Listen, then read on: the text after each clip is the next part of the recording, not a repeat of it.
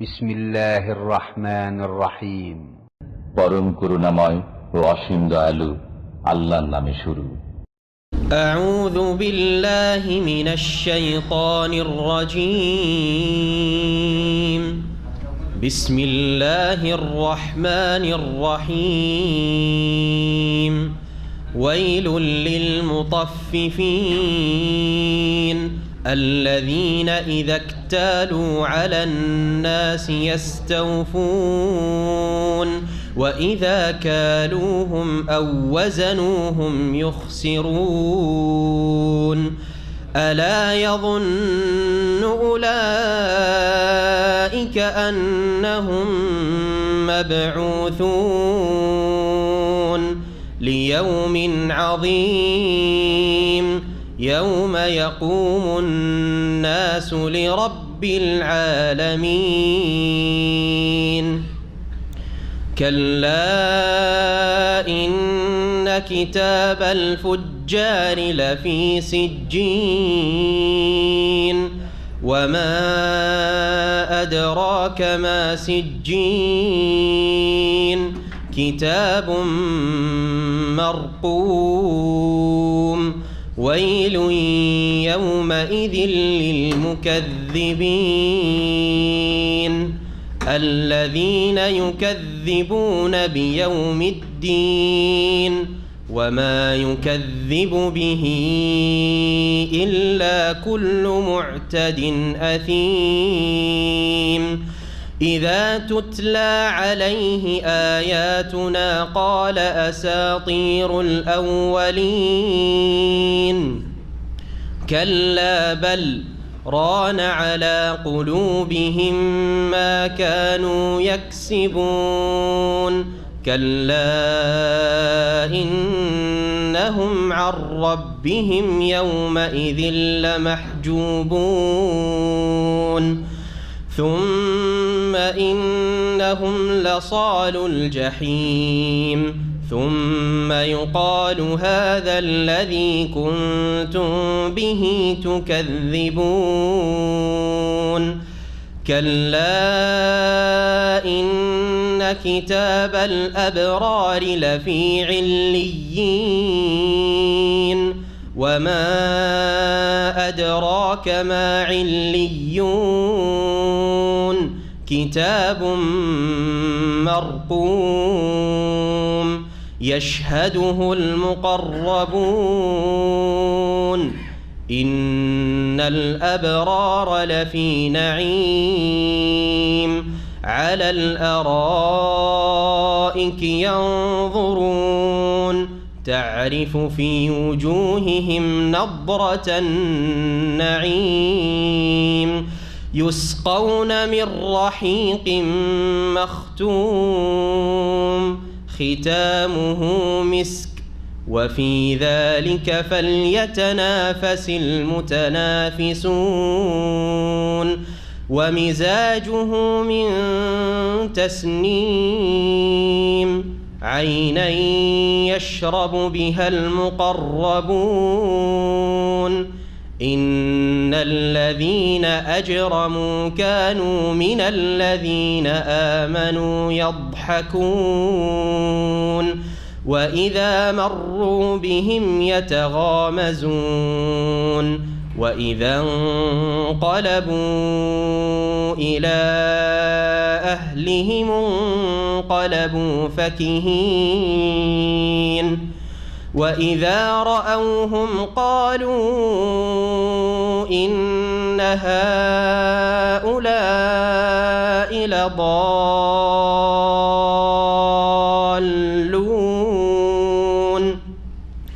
وما أرسلوا عليهم حافظين فاليوم الذين آمنوا من الكفار يضحكون على الأرائك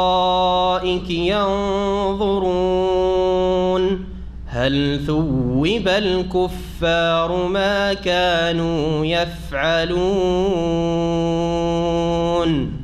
السلام عليكم ورحمة الله وبركاته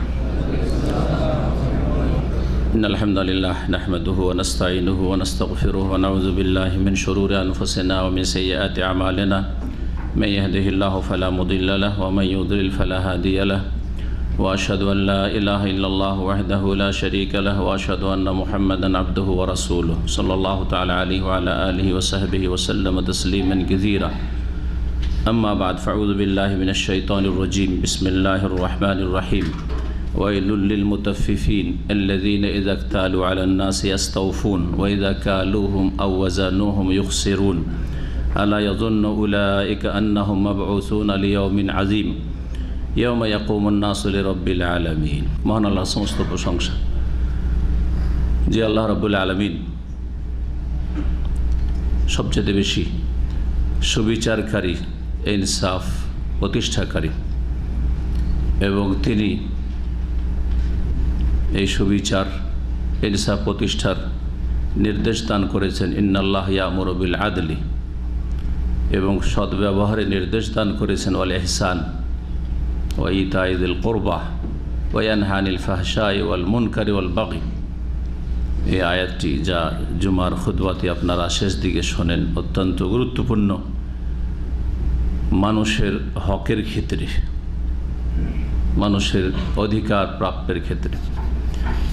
আল্লাহ রাব্বুল আলামিন যেমন নির্দেশ দান করেছেন যে অন্যদের হক ঠিকভাবে আদায় করবে, তেমন তুমি নিজেরও হক ন্যায্য ঠিকভাবে নেবে, কম বেশি করবে না।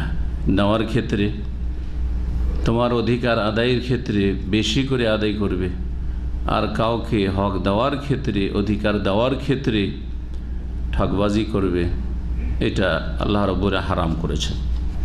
সালাত এবং সালাম নাজিল হোক নবী মুহাম্মদুর রাসূলুল্লাহ সাল্লাল্লাহু আলাইহি সাল্লামের উপর, যিনি বলেছেন ওয়াইহাকা ফামান ইয়াদিল ইল্লা মুআদিল, সর্বনাশ তোমার হোক যে খারেজিদের পিতা, চরমপন্থীদের পিতা রাসূলুল্লাহ সাল্লাল্লাহু আলাইহি সাল্লামের জামানায় আপত্তি তুলেছিল রাসূলুল্লাহ সাল্লাল্লাহু আলাইহি সাল্লামের সুবিচারের ওপর। যুলখওয়াইসার আল ইয়ামানি বলেছিলেন তোমার দুর্ভোগ সর্বনাশ হোক, তুমি কত হতভাগা, কে ইনসাফ করতে পারবে ইল্লা মুআদিল, যদি আমি ইনসাফ না করতে পারি। আমাদের তাফসীর আম্মা পাড়ার চলছে ধারাবাহিক। আজকে জিলকাদা মাসের 28 তারিখ 1439 হিজরি। আমাদের তাফসীর হবে সূরাতুল মুতাফফিফিনের। সূরার নাম হচ্ছে সূরা আল মুতাফফিফিন, বা তাফসীরকাররা একে সূরাতুত তাতফিফও বলেন। মুতাফফিফিন থেকে মসদার হচ্ছে তাতফিফ। মুতাফফিফিন ইসিম ফাইল বহু বচন। এই সূরা কোথায় নাজেল হয়েছে? রাসূলুল্লাহ সাল্লাল্লাহু আলাইহি ওয়াসাল্লামের মক্কি জীবনে না মাদানী জীবনে? এই নিয়ে তাফসীরকারদের দুটি মত রয়েছে। একদল তাফসীরকাররা এই সূরাটিকে মক্কি বলেছেন, যেমন কিছু কিছু তাফসীর বা অনুবাদে আপনারা দেখবেন লেখা আছে মক্কি। যাদের কাছে কোরআন আছে দেখেন কি লেখা আছে, কি লেখা আছে মক্কি। আরবিটাতে এই যে আরবি দেখেন। আর কিছু কিছু তাফসীর রয়েছে যেগুলিতে লেখা আছে মাদানী। একজন সাধারণ মানুষ দুই রকমের যখন কপি কোরআন পড়বে, যার কোনো এই সম্পর্কে এলম নেই, তো তখন ভাবে যে একটা অবশ্যই ভুল আছে, টাইপের ভুল আছে। হ্যাঁ, তাই না? না, টাইপের ভুল নেই। বেশ কিছু সূরা সম্পর্কে বা আয়াত সম্পর্কে ইখতিলাফ রয়েছে, মতবিরোধ রয়েছে, দুটো মত রয়েছে। একদল বলেছেন যে এই সূরাগুলি বা এই আয়াতগুলি মক্কি, আর একদল বলেছে এই সূরা মাদানী। এরকম রয়েছে। যেমন সূরা ফাতিহা মক্কি না মাদানী? এই সূরা আল মুতাফফিফিন সম্পর্কেও এইরকমই তাফসীরকারদের দুটো মত রয়েছে। যেই মুফাসসির যেটাকে অগ্রাধিকার দিয়েছেন, পছন্দ করেছেন, সেটাই উল্লেখ করেছেন। এখানে তাফসীর ইবনে কাসির যেটা সংক্ষিপ্ত আমার সামনে রয়েছে, তাতে রয়েছে তাফসীর সূরাতুল মুতাফফিফিন ওয়া হিয়া মাদানিয়াতুন।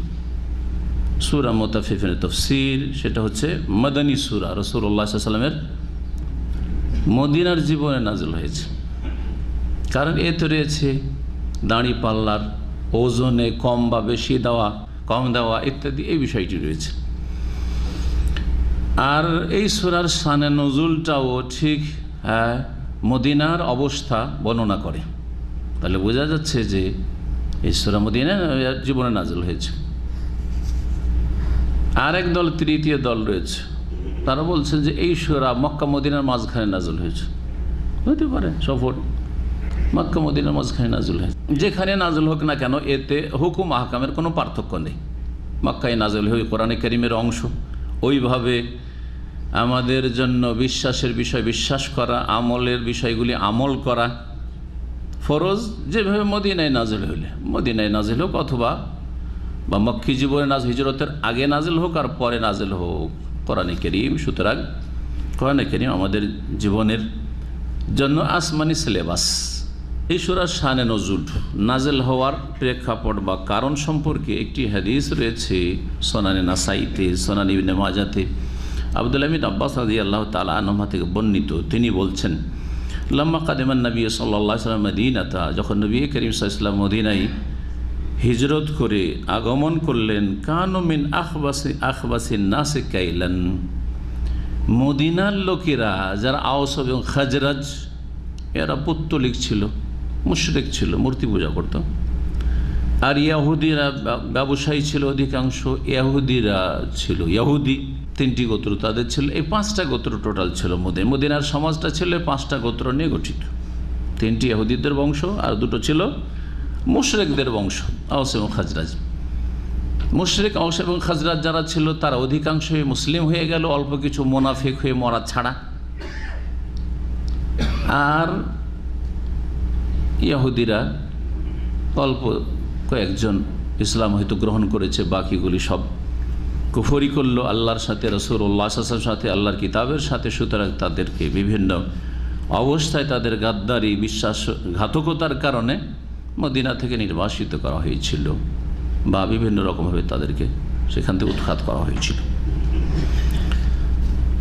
তো এসে দেখলেন যে মদিনার ব্যবসায়ী লোকেরা বা সেখানকার আম জনগণ মিন আখবাসিন নাসি কাইলান, মাপের ক্ষেত্রে, নেওয়া দেওয়ার ক্ষেত্রে, ওজন বা মাপের ক্ষেত্রে, কাইল বলা হয় কোনো পাত্রে কাঠাতে ওজন করা। আড়ি ধামা বুঝেন তো, মুরব্বীর একটু তো বুঝবে। জি, যদি কোনো পাত্রে ওজন করা হয় তো এটাকে কাইল বলা হয়। আর ওজন বলা হয় যদি তারাজু দাড়ি পাল্লাতে ওজন করেন তাহলে। কিন্তু আজকালকার ভাষায় সবগুলিকে আমরা ওজন, তাই না? অথচ সবগুলি ওজন। তারা খুব নিকৃষ্ট পর্যায়ে পৌঁছেছিল মাফ করে দেওয়া নেওয়ার ক্ষেত্রে।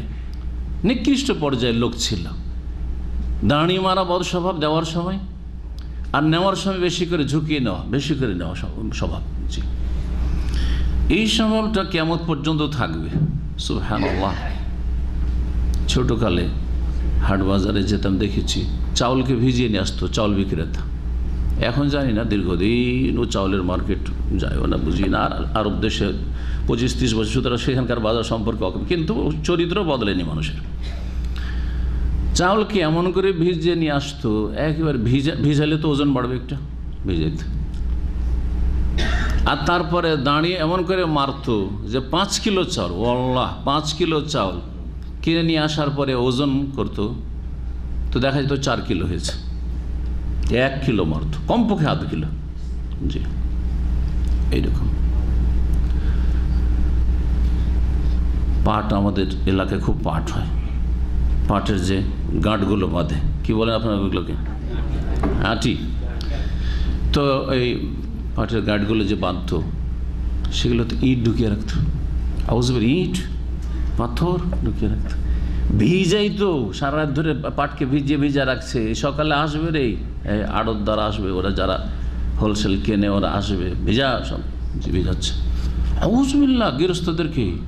এটা গ্রামের কথা বলছি, কৃষকদের আম চরিত্রের কথা বলছি। ইল্লামান রাহিমাল্লাহ, শতকরা একজনও নাই হয়তো ভালো মানুষ।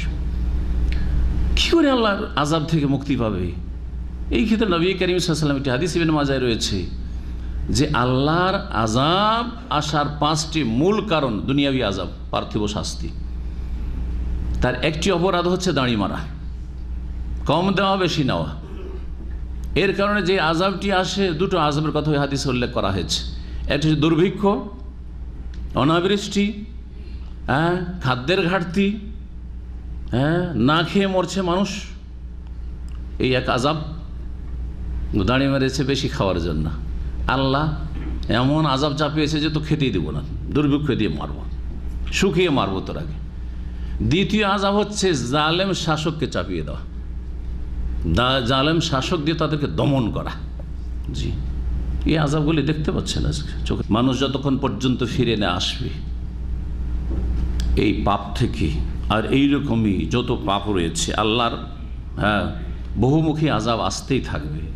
কিন্তু দুনিয়ার সামান্য আযাব, যে আযাবে অস্থির হয়ে যাচ্ছে মানুষ, মওতের পরের আযাব তো আছে, বিচার দিবসের আযাব তো আছে, যেদিন সবাইকে উঠানো হবে, জাহান্নামের আযাব তো আছে প্রতীক্ষায়। ইন্না রাব্বাকা লাবিল মিরসাদ, রব প্রস্তুত হয়ে রয়েছেন ধরার জন্য আসামিদেরকে, অপরাধীদেরকে। তো বলছেন যে খুব মানে নিকৃষ্ট তাদের আচরণ ছিল মদিনার লোকদের, যারা দাড়ি মারতে খুব পটু ছিল, পারদর্শী ছিল। আরে চোখের সামনে দাড়ি মারছে বুঝতে পারে, এমন করে ঝুঁকিয়ে দিত, আপনি দেখছেন যে ঠিক দিল হইতো, এমনভাবে ঝুঁকিয়ে দিচ্ছে যে বেশি ঝুঁকে মনে হলে আপনাকে বেশি দিল, অথচ গিয়ে ওজন করেন কম। আবার ওই যে দাড়ি পাল্লা যে থাকতো, ওটা তো কম বেশি করা থাকতো, যে দিকটাতে ও রাখবে ধরেন খাদ্য, সেই দিকটা বেশি ভারী করা আছে, এমনিতে আগে থেকে ভারী হয়ে আছে, ও তো আপনাকে দেখাচ্ছে না যে দেখো বরাবরে আছে, আর তারপরে মাপছি, আগে থেকে ঝুঁকে আছে। মারার মেলা তরিকা তাদের কাছে, এই বদ প্রকৃতির লোকদের কাছে আছে।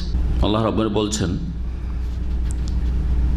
এই আয়াতে, বলছেন আব্দুল্লাহ ইবনে আব্বাস রাদিয়াল্লাহু তাআলা আনহুমা, যে এই সময়ে ফাআনজালাল্লাহু তাআলা, মহান আল্লাহ এই সূরা মুতাফফিফিন নাযিল করে, ওয়াইলুল লিল মুতাফফিফিন আল্লাযীনা ইযা ইকতালু আলান নাসি ইয়াস্তাওফুন। মুতাফফিফিন হচ্ছে এই লোকেরা যাদের স্বভাব হচ্ছে এইরকম। বলছেন আল্লাহ রাব্বুল আলামিন, বিসমিল্লাহির রহমানির রহিম, ওয়াইলুল লিল মুতাফফিফিন। ওয়াইলুন আরবরা ব্যবহার করে হালাক, ধ্বংসের অর্থে। সেটাকে ধ্বংস বলেন, দুর্ভোগ বলেন, সর্বনাশ বলেন, বাংলায় সবগুলি অর্থ বহন করে ওয়াইলুন। জি, ওয়াইল শব্দটি কোরআনে কারিমে অনেক আয়াতে এসছে, আর বেশ কিছু সূরার শুরুতে এসছে। যেমন এখানে ওয়াইলুল লিল মুতাফফিফিন, সূরায়ে হামাযা থেকে রয়েছে ওয়াইলুল লিকুল্লি হামাযাতিল লুমাযা। জি, অনেক আছে ওয়াইলুন ইয়াউমাইযিল মুকাজ্জিবিন, সূরাতুল কিয়ামা, ওয়াইলুন ইয়াউমাইযিল মুকাজ্জিবিন, তারপরে ফাওয়াইলুল লিল মুসাল্লিন। জি, ওয়াইল বলছেন যে ওয়াইল মানে হচ্ছে কি হালাক বা ধ্বংস হওয়া, সর্বনাশ, দুর্ভোগ। মুতাফফিফিন, মুতাফফিফের বহু বচন, মুতাফফিফ এক বচন, তাতফিফের মাসদার। তাতফিফ মানে হচ্ছে কম দেওয়া বেশি নেওয়া, দুটোকে সামিল। দাড়ি মারা এক কথা, নেওয়ার ক্ষেত্রে নিজের হকটাকে, নিজের অধিকারটাকে পূর্ণ মাত্রায় নেওয়া একবারে, আর দেওয়ার সময় কম করে দেওয়া। এটা যেমন দাড়ি পাল্লার ক্ষেত্রে, ওজন করার ক্ষেত্রে, তেমন কি করার ক্ষেত্রে, মেপে দেওয়ার ক্ষেত্রে।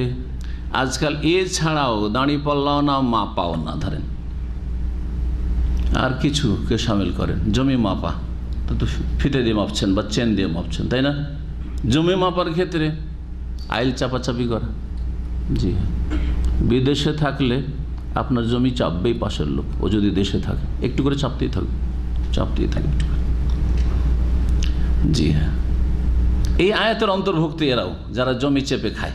নিজের বাড়িটা করবে আপনার দিয়ে একেবারে আইল সাঁটিয়ে, সীমানা সাঁটিয়ে।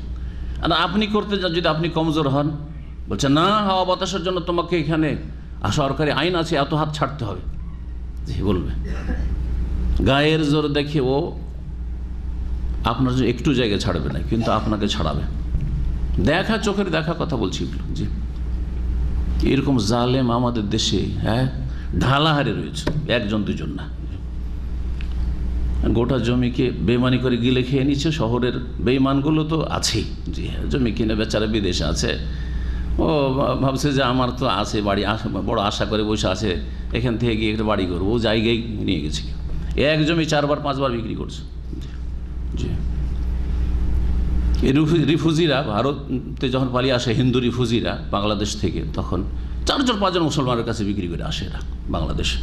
জি, বহু খবরই সব রয়েছে, এর কাছে বিক্রি করছে, এর কাছে বিক্রি করছে, 4-5 জন কাছে পয়সা নিয়ে উধাও। কী করে ধরবেন না? সাবধান, সতর্ক, সাবধান সমস্ত ক্ষেত্রে। এই দাড়ি মারা তাতফিফ শুধু ওজনে আর মাপে, শুধু পাত্রের কাঠা মাপে না, জীবনের সার্বিক ক্ষেত্রে। কয়েকটি উদাহরণ দিলাম, আর একটু বেশি করে বোঝা, যাতে করে আপনারা একটু প্রশস্ত চিন্তা রাখেন বা ভালোভাবে এই আয়াতটাকে বুঝেন, জীবনের প্রতিটি ক্ষেত্রে এই আয়াতের প্রতি আমল করতে পারেন, বাস্তবায়ন করতে পারেন। এই আয়াতে যে ধ্বংসের কথা রয়েছে, দুর্ভোগ রয়েছে, সেই ধ্বংস বা সর্বনাশ যেন আপনার জীবনে না নেমে আসে, আপনার পরিবারে না নেমে আসে। যে কোনো অধিকারের ক্ষেত্রে, যেমন আপনারা প্রবাসে চাকরি করছেন কারো, তাই না? চাকরি করছেন, মালিকের ওপর আপনার কিছু হক রয়েছে, আছে না নেই? যেই যে শর্তগুলি করেছেন, এত টাকা বেতন, বছরে এতদিন ছুটি, যাতায়াত টিকিট বছরে না 2 বছরে, ঠিক না? আছে না নেই? সার্ভিস বেনিফিট কত কি ইত্যাদি, সুযোগ সুবিধা কত কি, যদি ফ্যামিলি স্ট্যাটাস আছে না নেই, যদি থাকে তো বাসা ভাড়া কত। এইভাবে আপনি বুঝেন, যেই চুক্তিগুলো আপনার সাথে করেছে সেই ক্ষেত্রে যদি মালিক ঘাটতি করে তাহলে মোতাফিফ, আর তার জন্য ধ্বংস রয়েছে, সর্বনাশ রয়েছে। এটা শুনতে তো মজাই লাগলো, কারণ আপনার ফেভারে এই তফসির, ঠিক না? আপনার পক্ষেই তফসির। আমার টিকিট দেওয়ার কথা আছে, 1 বছরে 2 বছরে টিকিট দিচ্ছে না, খুব খুশি, আমার কফিল জালেম মোতাফিফ, ঠিক না? এতদিন ছুটি দেওয়ার কথা, এত কম ছুটি দিচ্ছে। এর বিপরীতটা বুঝে আপনার জীবনের সংশোধন হোক। আপনার সাথে কফিল চুক্তি করেছে যে আপনি 8 ঘন্টা ডিউটি করবেন, ঠিক না? এই 8 ঘন্টা কার? কফিলের। এর বিনিময়ে বেতন এত, ঠিক কিনা? এই 8 ঘন্টা আপনার না, এটা আপনার মালিকের। 8 ঘন্টা আপনি দৈহিকভাবে, শারীরিকভাবে তো আপনি ডিউটিতে আছেন, ডিউটির জায়গায় আছেন, কিন্তু মানসিক দিক থেকে আর স্বাস্থ্যগত দিক থেকে ওখানে না। সারা রাত জেগে আজকাল ফেসবুক ইন্টারনেট নিয়ে পড়ে আছে, রাত 1টা 2টা 3টায় ঘুমায়, আর সকালে উঠে দৌড় দিতে দিতে ডিউটিতে যায়, যাওয়ার পরে ঝিমাইতে থাকে, ঘুমাইবার সুযোগ পেলে ঘুমিয়ে যায়, আর না হলে আইলসামি করে। জি, এই করে কোনো রকম করে টাইম পাস, 8 ঘন্টা ডিউটি পাস করে দিয়ে চলে আসে। ওয়াইলুল লিল মুতাফফিফিন, কথা ঠিক কিনা বলেন? চিন্তা করেন আপনি, দুর্ভোগ, ধ্বংস এইসব ঠকদের জন্য, যারা ডিউটিতে ঠকামি করে, ঠকবাজেরা। এইরকমই প্রত্যেকটি ক্ষেত্রে। এখন পারিবারিক ক্ষেত্রে আসি। পারিবারিক ক্ষেত্রে এক পক্ষ হচ্ছে স্বামী, আর এক পক্ষ হচ্ছে স্ত্রী। ওয়ালাহুন্না মিসলুল্লাযী আলাইহিন্না বিল মারুফ। আল্লাহ বলছেন যে যেমন ওয়ালাহুন্না স্বামীর হক রয়েছে, তেমনি ওয়ালাহুন্না স্ত্রীর হক রয়েছে, আছে না নাই? ঠিক। অধিকাংশ স্বামীরা, কারণ মহিলা পেরে ওঠে না, কমজোর বেচারি, অধিকাংশ স্বামীরা স্ত্রীর কাছ থেকে নিজের অধিকারটা, নিজের হকটা পূর্ণ মাত্রায় নিতে চায়। খেদমত, পাকশাক আর বাড়ির দেখাশোনা, এছাড়াও বাড়ির বাইরে হয়তো অনেক কাজ, এই সেই দায়িত্ব, ঠিক না? চাকরি যদি করে, চাকরি করার টাকা তো আমার ভাগ বসিয়ে দেওয়া, স্ত্রীর টাকাতে হারাম। তার টাকা আপনার কিসের অধিকার আছে আপনার তার টাকার উপর? তারপরে তাকে আপনিও চাকরি, সেও চাকরি করে, ও পাক করে, আপনি লম্বা হয়ে শুয়ে আরাম করবেন। আর তারপরে তখন যখন খাবার রেডি হলো তখন আপনাকে ডেকে খাওয়াইতে হবে। ভালো কথা, আপনার খেদমত এগুলো করতে হবে। আপনার যেসব হক রয়েছে, ন্যায্য হক, আপনি আপনার পাওনা পাবেন আপনি স্ত্রীর কাছ থেকে। আপনি অসুস্থ হলে আপনার পরিচর্যা করতে হবে, আপনার সেবা করতে হবে, হক আপনার। এতগুলি কাজ করে সংসারে, এত ছেলে মেয়ে আপনার প্রতিপালন করে, দেখাশোনা করে, সব কিছুই আপনার বাপ মাকে পর্যন্ত দেখাশোনা করে, অনেকের ভাই বোনদেরকে দেখাশোনা করে, কিন্তু আপনার স্ত্রী অসুস্থ হলে খোঁজ খবরই রাখেন না। আমি তো খেলাম মাছ আর গোস্ত, আমার স্ত্রীর জন্য একটা পিস থাকলো কিনা খোঁজই নিলাম না। জি, স্ত্রী অসুস্থ যদি বলে তারপরে গড়িমসি করে অনেক পরে হয়তো চিকিৎসা নেবেন, না হলে নেবেন না, অবহেলা। গায়ে একটু হাত দিয়েও দেখবেন না, দূর থেকেই। জি, সবসময় অসুস্থই থাকে, এটা ঘৃণা ভরা কথা যেন করে না। মোতাফেফিন, দুর্ভোগ ধ্বংস এরকম স্বামীদের জন্য। এইরকমের বিপরীত যদি হয়, অনেক স্ত্রীরা স্বামীর টাকা, বিদেশের টাকা আসছে প্রবাস থেকে, আর আমোদ ফুর্তি করে খাচ্ছে, দাচ্ছে, ফুটাচ্ছে ভাই বোনদেরকে নিয়ে, আর এদের স্বামীর হকের ক্ষেত্রে একেবারে অবহেলা। স্বামীর কথা মানতে হবে, আগে আল্লাহর কথা মানতে। সুতরাং নামাজ, দিন ঠিক রাখতে হবে, হেজাব পর্দা ঠিক রাখতে হবে, সতীত্ব ঠিক রাখতে হবে, আমানতে খেয়ানত নয়, পরকীয়া প্রেমে লিপ্ত নয়, ঠিক কিনা বলেন? যদি এইরকম কিছু হয়, স্বামীর খাচ্ছে আর অন্যের গুণ গাইছে, তো এদের চরিত্র হচ্ছে মুশরিকদের মতো। জি হ্যাঁ, মুতাফিফিন এরা। জি, ঠক এসব মহিলারা। জি, এইরকমই আমরা কিন্তু ছেলে মেয়েদের কাছ থেকে খুব শ্রদ্ধা চাই, আর বার্ধক্যে পৌঁছে গেলে বড় আশা করে বসে থাকি, আর কত কাজকাম করব, ছেলেরা বড় হচ্ছে, ওরা এখন সংসার সামলাবে, আমি একটু এখন কি করব, আরাম বিশ্রাম করব। হ্যাঁ, এখন অবশ্য রিটায়ার্ড হয়ে বসে থাকবো, বসে বসে খাবো, এই ছেলের বাড়ি ওই ছেলের বাড়ি, ঠিক না? বড় আশা করে বসে আছেন ছেলেওয়ালারা। এটা আপনার হক, ঠিক আছে, এটা আপনার, এটা চাওয়া বা আশা করা। কিন্তু আপনার যে দায়িত্ব ছিল, আপনার কাছে যে ছেলেদের পাওনা ছিল, মেয়েদের পাওনা ছিল, সেই পাওনাটা আদায় করেছেন কিনা? তাদের ইসলামী তরবিয়ত করা, ইসলামের শিক্ষা দেওয়া, তাদেরকে নামাজি বানানো, তাদেরকে আল্লাহ ভীরু বানানো, তাদেরকে দ্বীনের জ্ঞান দেওয়া, তাদেরকে কোরআনের শিক্ষা দেওয়া, তাদের আল্লাহর সাথে রাসূলের সাথে সম্পর্ক মজবুত করার চেষ্টা করা, তাদেরকে আদব কায়দা শিখানো, তাদেরকে মানুষের মতো মানুষ করার চেষ্টা করা, এসব দায়িত্ব ছিল না? ওই ক্ষেত্রে যদি অবহেলা করেন, তাহলে বাপ মা হচ্ছেন মুতাফিফিন। মুতাফিফিন রাজা আর প্রজা, শাসক এবং জনগণ একের অন্যের উপর হক আছে না নেই? আজকাল সবাই নিজের হকটা পূর্ণ মাত্রায় চায়, জনগণ চায়, এই চাই সেই চাই, এই হচ্ছে আমাদের দাবি দেওয়া। আর শাসক গোষ্ঠী সম্পর্কে এত শত্রুতা, এত বিদ্বেষ, যে কোথাও যদি বাইরে পেয়ে যায়, একে যদি সিকিউরিটি ছাড়া কোথাও ঘুরতে পেয়ে যায়, তো বেঁচে ফিরতে দেবে না। চরমপন্থী, হ্যাঁ, রক্তের পিপাসু, দেখতেই পারে না শাসক গোষ্ঠীকে।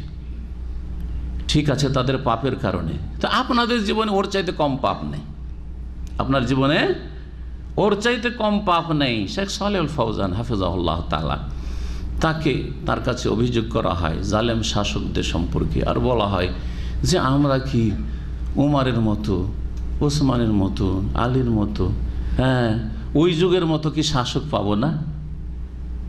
বোঝা গেছে কিনা? আমাদের ওপরে এরকম জালেম শাসক কেন? আমরা কি ভালো শাসক পাবো না এরকম? তখন তিনি খুব চমৎকার একটি উত্তর দিয়েছিলেন, যখন তোমরা সেই যুগের জনগণের মতো হয়ে যাবে, সাহাবায়ে কেরাম সেই যুগে ছিলেন, সেই যুগের জনগণ তাবেঈন ছিলেন, ওই রকম ঈমান আমল চরিত্র আখলাকে যখন হয়ে যাবে, তখন ওই রকম শাসক এমনিতে আল্লাহর পক্ষ থেকে নিয়ামত হিসাবে পেয়ে যাবে। জি হ্যাঁ, এর জন্য মরিয়া হয়ে রাস্তাঘাটে নামতে হবে না, কিচ্ছু হবে না, এইসব নেমে কিচ্ছু হবে না। নিজের সংশোধন করুন, নিজে সালেহীন হয়ে যান, নিজেরা জনগণ সালেহীনকে আল্লাহ রাব্বুল নেতৃত্ব দেবেন, নিজেরা মুজরিমিন, নিজেরা অপরাধী। সুতরাং ওর চাইতে ভালো শাসক পাওয়ার আশা করাটা শুধু আশাই থাকবে। বোঝা গেছে কিনা? তাহলে শাসকের হক আছে, তাদের বৈধ ক্ষেত্রে আনুগত্য করতে হবে, তাদের হিতাকাঙ্ক্ষী হইতে হবে, তাদের শত্রু না বিদ্বেষী নাই, তাদের হেদায়েতের জন্য দোয়া করতে হবে। তাদের মধ্যে ত্রুটি আছে, অন্যায় আছে, আমাদের মধ্যে ত্রুটি অন্যায় আছে, আমার মধ্যে না থাকলে আমার আর ভাইদের মধ্যে আছে, আমার গ্রামবাসীর মধ্যে আছে, এলাকাবাসী দেশবাসী পাপিষ্ঠ অধিকাংশ হয়ে গেছে, বেদিন বেনামাজি হয়ে গেছে, কবর মাজারে ধর্ণা দিচ্ছে, শিরিক করছে, কুফরি করছে, বিদআত করছে। এতগুলি পাপের জন্য আমাদেরকে জালেম শাসক দেবেন না তো কে দেবেন? কি দেবেন? আল্লাহ রাব্বুল আলামিন। জি, ওদের হকটা আদায় করে দিতে হবে, শাসকদের হকটা আদায় করে দিন। নবী সাল্লাল্লাহু আলাইহি ওয়াসাল্লাম এই কথা বলেছেন যে তোমাদের ওপর যে দায়িত্ব রয়েছে শাসকদের হক দিয়ে দাও, এটাই দিয়ে দাও। আর আল্লাহকে বলো যে আল্লাহ গো, ওদের হকটা আমরা ঠিকভাবে দিয়ে দিচ্ছি, এখানে দাঁড়ি মারিনি, সুতরাং আমাদের হকটা ওদের কাছ থেকে তুমি নিয়ে দাও। বুঝতে পেরেছেন কথা না? তখন আল্লাহ ভালো মানুষ দেবেন, ভালো মানুষ আসবে, আপনাদের হকগুলি, হ্যাঁ, আপনাদের হক হচ্ছে রাস্তাঘাট, আপনাদের হক হচ্ছে নিরাপদ চলাফেরা, আপনাদের হক হচ্ছে ছেলেমেয়েরা স্কুলে যাকে নিরাপদ যাক, আপনাদের হক হচ্ছে যে বিনা ঘুষে সব কিছুই পান, ঘুষ না দিতে হয় চাকরি বাকরির জন্য, এই পাসপোর্টের জন্য, তো এই কাজের জন্য, এই লাইসেন্সের জন্য, এইসব না হয় ঘুষমুক্ত দেশ হোক, দুর্নীতিমুক্ত দেশ হোক, বেঈমানিমুক্ত দেশ হোক, এগুলি হচ্ছে জনগণের হক, সেগুলি তখন পাবেন। আপনারা যেমন নিজেরটা চাইছেন, তেমন আপনাদেরকে আপনাদের উপর যে অন্যদের হক রয়েছে সেটাও কি করতে হবে? দিতে হবে। এই কয়েকটা উদাহরণ দিলাম যাতে করে ওয়াইলুল লিল মুতাফফিফিন, ছোট্ট একটি আয়াত, কিন্তু জীবনের প্রতিটি ক্ষেত্রে সংশোধন হতে পারে, হ্যাঁ, বা আপনি সংশোধন হতে পারেন, সংশোধন নেমে আসতে পারে, এইটা আমরা বুঝতে সক্ষম হই। আল্লাহ যেন আমাদেরকে কোরআন কারীম বুঝার তৌফিক দান করেন এবং কোরআন কারীমের প্রতি সত্যিকার ঈমান এবং বিশ্বাস স্থাপনের তৌফিক দান করেন এবং আমলে কাজে পরিণত করার তৌফিক দান করেন।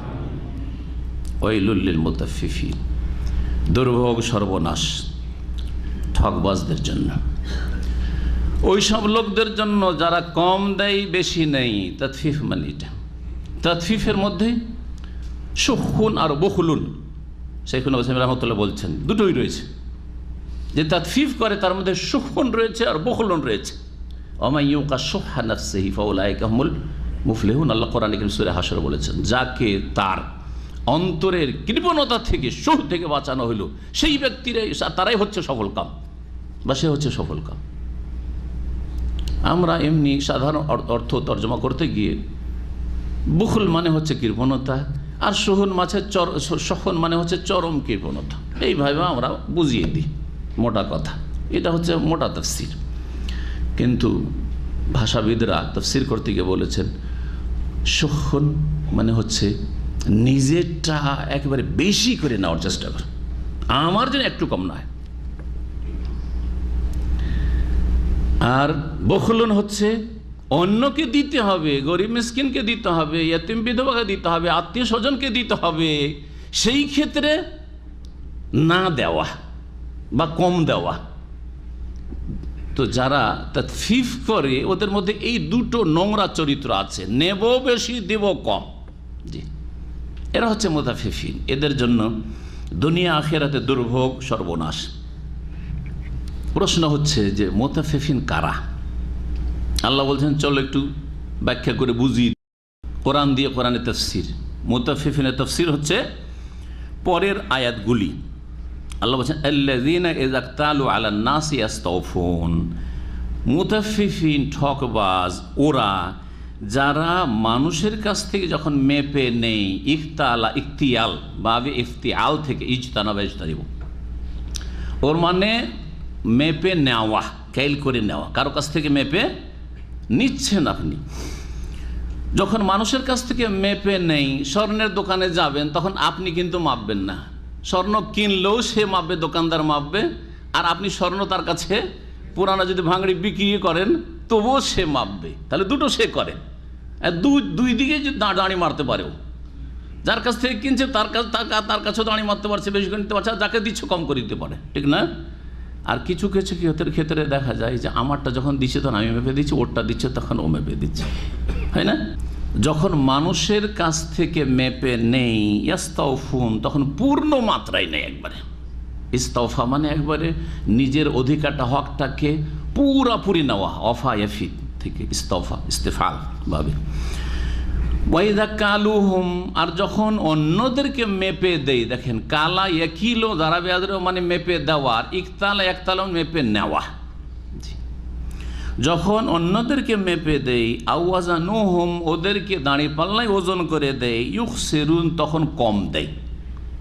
আখসার ইউখসির মানে হচ্ছে কম দেওয়া, আর খাসিরুন মানে নিজে খাসেরা মানে নিজে ক্ষতিগ্রস্ত হওয়া, আর আখসারা মানে অন্যকে ক্ষতিগ্রস্ত করা। যাকে কম দিল তাকে কি করলো? ক্ষতিগ্রস্ত করলো। জি হ্যাঁ, এই জন্য ওয়াল আসর ইন্নাল ইনসানা লাফি খুসর। জি, খাসেরা একসারও সামি আসমো। জি হ্যাঁ, নিজে ক্ষতিগ্রস্ত হওয়া। আর আখসার ইউকসর বা বিফল থেকে মানে অন্যকে ক্ষতিগ্রস্ত করা। এরাই হচ্ছে ঠকবাজ, এরাই হচ্ছে মুতাফিফিন। আল্লাহ এজন্য এখন আল্লাহ রাব্বুল এদেরকে তিরস্কার করছেন, এদের ভর্ৎসনা করছেন। জি, আর বলছেন যে একটু কি এদের বিশ্বাস হয় না? আল্লাহ এজন্য এরা কি বিশ্বাস করে না? উলায়েকা ওরা বা ওরা কি বিশ্বাস করে না? মানে এই যে দাঁড়ি মারে যারা ঠকবাজি করে, কি বিশ্বাস করে না? আন্নাহুম মাবউসুন, জান্না এজন্যর শাব্দিক অর্থ হয় ধারণা করা। কি করা? অনুমান করা, ধারণা করা। ধারণা করা মানে বিশ্বাস নাই, কিছুটা বিশ্বাস আছে আর কিছুটা বিশ্বাস নেই, সন্দেহ আছে। এটাকে কি বলা হয়? ভাই আমার এইরকম ধারণা, মানে নিশ্চিত না কিন্তু মনে হচ্ছে এইরকমটা হবে, তাই না? এটা আসল জান্নের অর্থ। কিন্তু কোরআনে কারিমে বা হাদিসে বা আরবি ভাষাতে কখনো কখনো জানটা ইয়াকিনের অর্থে ব্যবহৃত হয়। এটা কোরআনে কারিমের অনেকগুলি আয়াতে প্রমাণিত। যেমন এইখানে ইয়াজুন্ন মানে ইয়াতায়াক্কানু, আল্লাযীনা ইয়াজুন্নুনা আন্নাহুম মুলাকু রাব্বিহিম, ওই সব মুমিন যাদের বিশ্বাস ছিল। ইয়াজুন মানে ধারণা নয়, কারণ কিয়ামতের প্রতি বিশ্বাসের কথা বলা হচ্ছে। তাহলে কিয়ামত সম্পর্কে যদি ধারণা থাকে যে হ্যাঁ হতে পারে, তো মুসলিম হবেন, মুমিন হবেন না? হবেন না, সন্দিহান। তাহলে তো এখানে জান্না মানে হচ্ছে আল্লাযীনা ইয়াজুন্নুন, যারা বিশ্বাস করত যে আন্নাহুম মুলাকু রাব্বিহিম, যে তারা তাদের রবের সাথে অবশ্যই মিলিত হবে, সাক্ষাৎ করবে, একদিন আল্লাহর সামনে যেতেই হবে, এটা বিশ্বাস ছিল তাদের। তো জান মানে ইয়াকিন। তাহলে তাদের কি এ বিশ্বাস নেই? আন্নাহুম মাবউসুন, যে তারা পুনরুত্থিত হবে। বাসা ইয়াবাসু মানে উঠানো, বাসা ইয়াবাসু মানে উঠানো, যে কোনো উঠানোকে বাসা বলা হয়। বাসা ইয়াবাসু মানে প্রেরণ করা, পাঠানো হয়, দুটোই অর্থ হয়। যেমন আমি একটা চিঠি পাঠিয়েছি বা একটা প্রতিনিধি দল পাঠিয়েছি, আরসালতো হয় আর বাসতো হয়। বাসতো রিসালাতান বা বাসতো সেনাবাহিনী পাঠিয়েছি, বাসতো জুনুদান।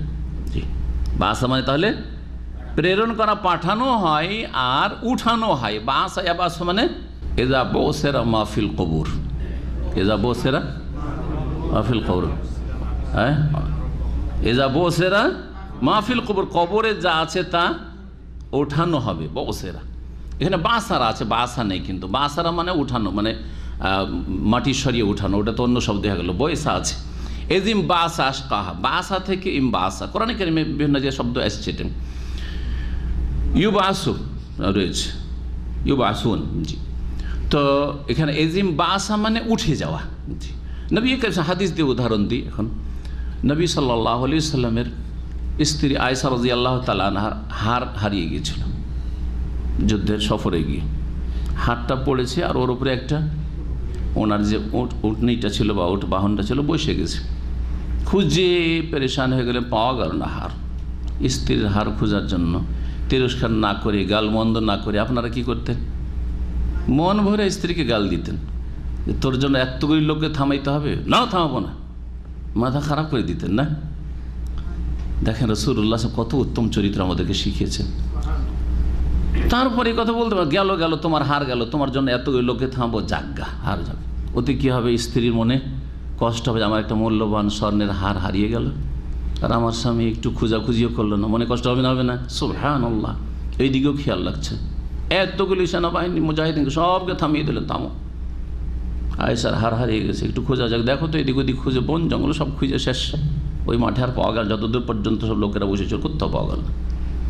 সে নিরাশ হয়ে যখন ফালাম্মা বাসনাল বাইরা, যখন উটটাকে উঠাইলাম, বাস নাই যে বাসা, ওয়াজাদানাল ইকদা তাহতাহু, সেই বুখারীতে, তখন মালা হাতটাকে ওই উটের নিচে পড়ে পেলাম। এর থেকে বোঝা গেল যে নবী আলেমুল গায়েব না, হাজির নাজির, বেরেলবিদের আকীদা, কোরআনের আকীদা আর হাদিসের আকীদা নাকি?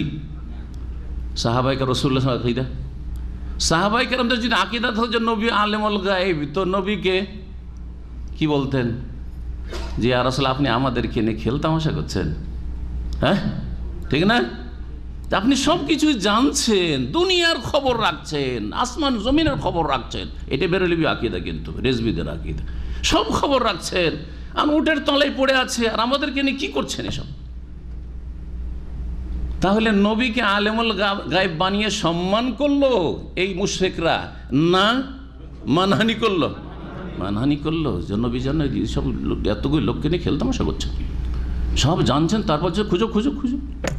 কেউ যদি এরকম করে, অনেক সময় করে না, বন্ধ চাবিটা আপনার হারিয়ে গেছে, মোবাইলটা হারিয়ে গেছে, রেখে নিয়েছে লুকিয়ে, যে ভাই জানি না, খুঁজো খুঁজো খুঁজো, বেশ কিছু না 1-2 ঘন্টা হয়রান করার পরে শেষখানে দিয়ে দিল।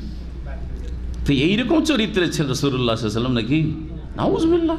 কি বলছিলাম? বাসা মানে পাঠানো আর উঠানো, এখানে উঠানোর অর্থে মাবউস, জি এক বচন, মাবউসুন বহুবচন। তাদের কি বিশ্বাস নেই যে তাদেরকে উঠানো হবে কবর থেকে, হাসরের মাঠে তারা পুনরুত্থিত হবে, পুনর্জীবিত হবে?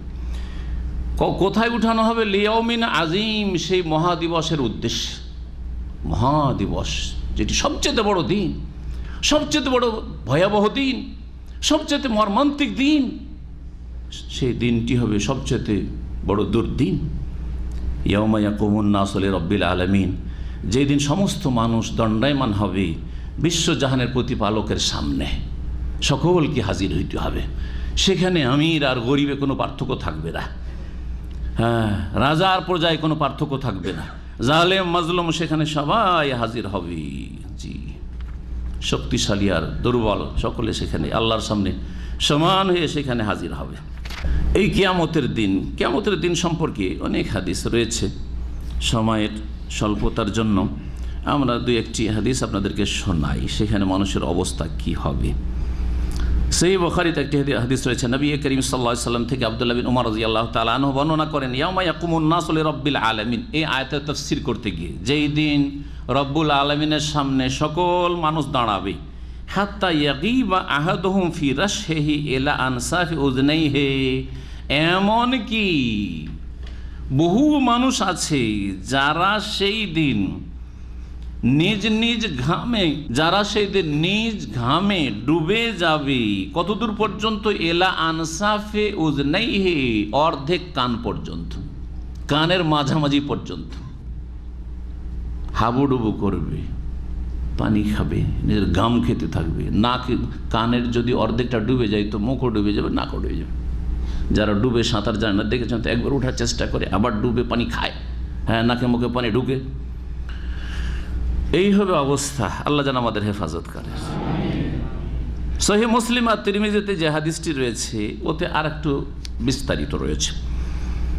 মিকদাদ রাদিয়াল্লাহু তাআলা আনহু বর্ণনা করছে, ইযা কানা ইয়াউমাল কিয়ামাতে, যখন কিয়ামতের দিন হবে, উদনিয়াতি শামসু মিনাল ইবাদে, বান্দার অত্যন্ত নিকটবর্তী করা হবে সূর্যকে, হাত্তা তাকুনা কাদরা মিলিন আও মিলাইনে, এমন কি 1 মিল অথবা 2 মিল হবে। মানে 1 মিলটা কি, এর 2টি তাফসীর। যেটাকে আজকাল ইংরেজিতে মাইল বলা হচ্ছে বা বাংলাতে, সেটাকে আরবিতে কি বলা হয়? মিল বলা হয়। তাহলে 1 মাইল যদি এই তাফসীর করি, একটা তাফসীর হচ্ছে এই হাদিসের এটা, 1 মাইল বা 2 মাইল দূরে হবে এই সূর্য। কত দূরে রয়েছে, তারপরে এই গ্রীষ্মকালে আরব দেশে বাইরে থাকা আধা ঘন্টা অবস্থা খারাপ হয়ে যাবে। খালি পায়ে আধা ঘন্টা 10 মিনিট থাকেন, পা পুড়ে যাবে, পায়ে ফোসা নিয়ে নেবে। সুবহানাল্লাহ, মাত্র 1 মাইল অথবা 2 মাইল দূরে হবে। বর্ণনাকারী সন্দেহ, কিন্তু অন্য হাদিসে সন্দেহ মুক্ত 1 মাইলের কথা, 1 মিলের কথা রয়েছে। তো 1 মিল মানে 1 মাইল, কিলোমিটার একটু বেশি সমান। আর একটি তাফসীর বর্ণনাকারী বলছেন, নবী সাল্লাল্লাহু আলাইহি ওয়াসাল্লাম মিল বলেছেন। এই মিল বলতে কি, এই যে জমি মাপের যে মাইল বা মিল, এটাকে বোঝানো হয়েছে না মিলুল মুকহালা, নাকি সুরমাদানির যে কাঠিটা থাকে, সুরমা উঠাবার জন্য যে কাঠিটা থাকে সেটা বোঝা, এটাকে আরবিতে মিল বলা হয়। তাহলে সুরমাদানি কাঠিটা খুব বড় সুরমাদানি যদি হয় তো এতটা, খুব বেশি হলে এটা, অথবা এর দ্বিগুণ, তাই এত দূরে। সুবহানাল্লাহ, এটাও হতে পারে। ফাতাসহারুহুমুশ শামসু, সূর্য তাদেরকে গলিয়ে দেবে। তাসহার, সাহার বলা হয় সীসা গরম করে যখন গলে যায়, সীসা গলা দেখেছেন? জি, সীসা যেমন গলানো হয় এরকম। ফায়াকুনুনা ফিল আরাকে, ঘামে অবস্থা কি হবে? কাদরি আমালিহিম, মানুষের আমল অনুযায়ী, যার যেমন নেকি, যার যেমন গুনাহ, গুনাহ হিসাবে নেকি হিসাবে ঘামে পাশাপাশি আছে। কেউ ডুবছে, কেউ শুকনো জায়গায়। এর অসম্ভব কিছু নাকি? আরে নদীতে অসম্ভব না কিছু, অনেক জায়গাতে গভীর একবার হঠাৎ করে সাগরে, এক জায়গাতে দ্বীপ পড়ে আছে একেবারে চর, আর এক জায়গাতে একবার গভীর পানি নেই, পাশাপাশি পাশাপাশি। দুনিয়াতে যদি আল্লাহ সব রেখে থাকেন তাহলে আল্লাহ রাব্বুল কাছে হাসরের মাঠে অসম্ভব কিছুই নেই, সব কিছু সম্ভব তার জন্য। ওয়া কানা যালিকা আলাল্লাহি ইয়াসীরা।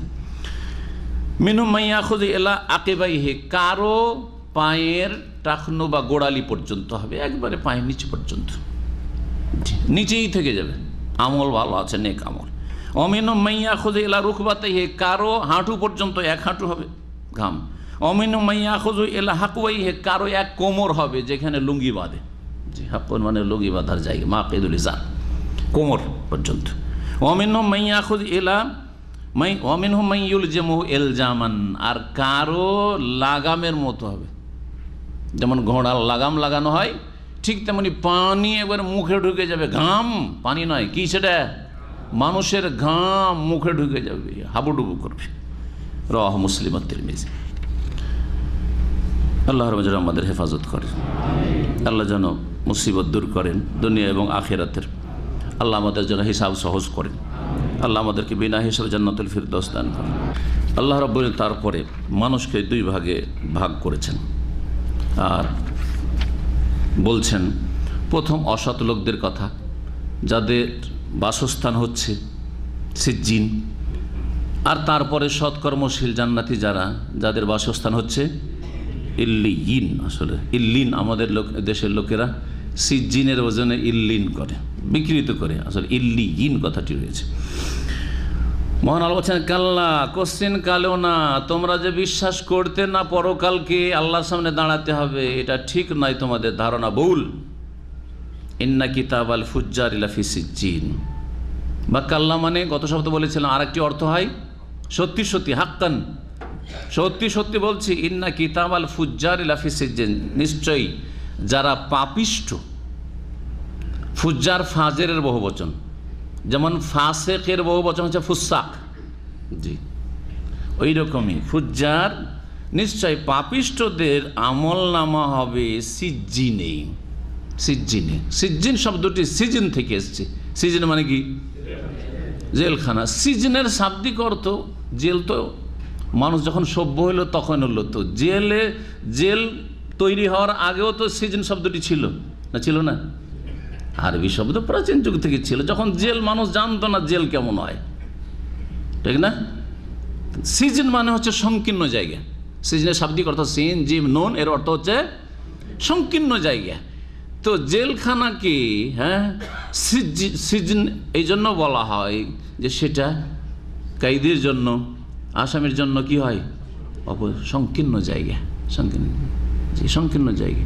যদি খোলামেলাও থাকে, এদিক সেদিক যেতে পারছে, তারপরও গোটা সপ্তাহ একটা কক্ষে বন্ধ থাকে, আর মাঝে মধ্যে নিয়ে গিয়ে হয়তো ওদের ভিতরে একটা ফিল্ড আছে, ওখানে একটু ঘোরাঘুরির সুযোগ দেয় বা একটু রোদ তাপার, অনেকে এটাও সুযোগ পায় না, অনেকে তো সেলে ওই যেটুকু জায়গায় দাঁড়িয়ে আছে বা বসে আছে ওইটুকু জায়গায় তার সব কিছু, বহু রকমের দুনিয়াতে বহু রকমের শাস্তি, তো আল্লাহর আযাব, জাহান্নামে কত রকমের শাস্তি রয়েছে।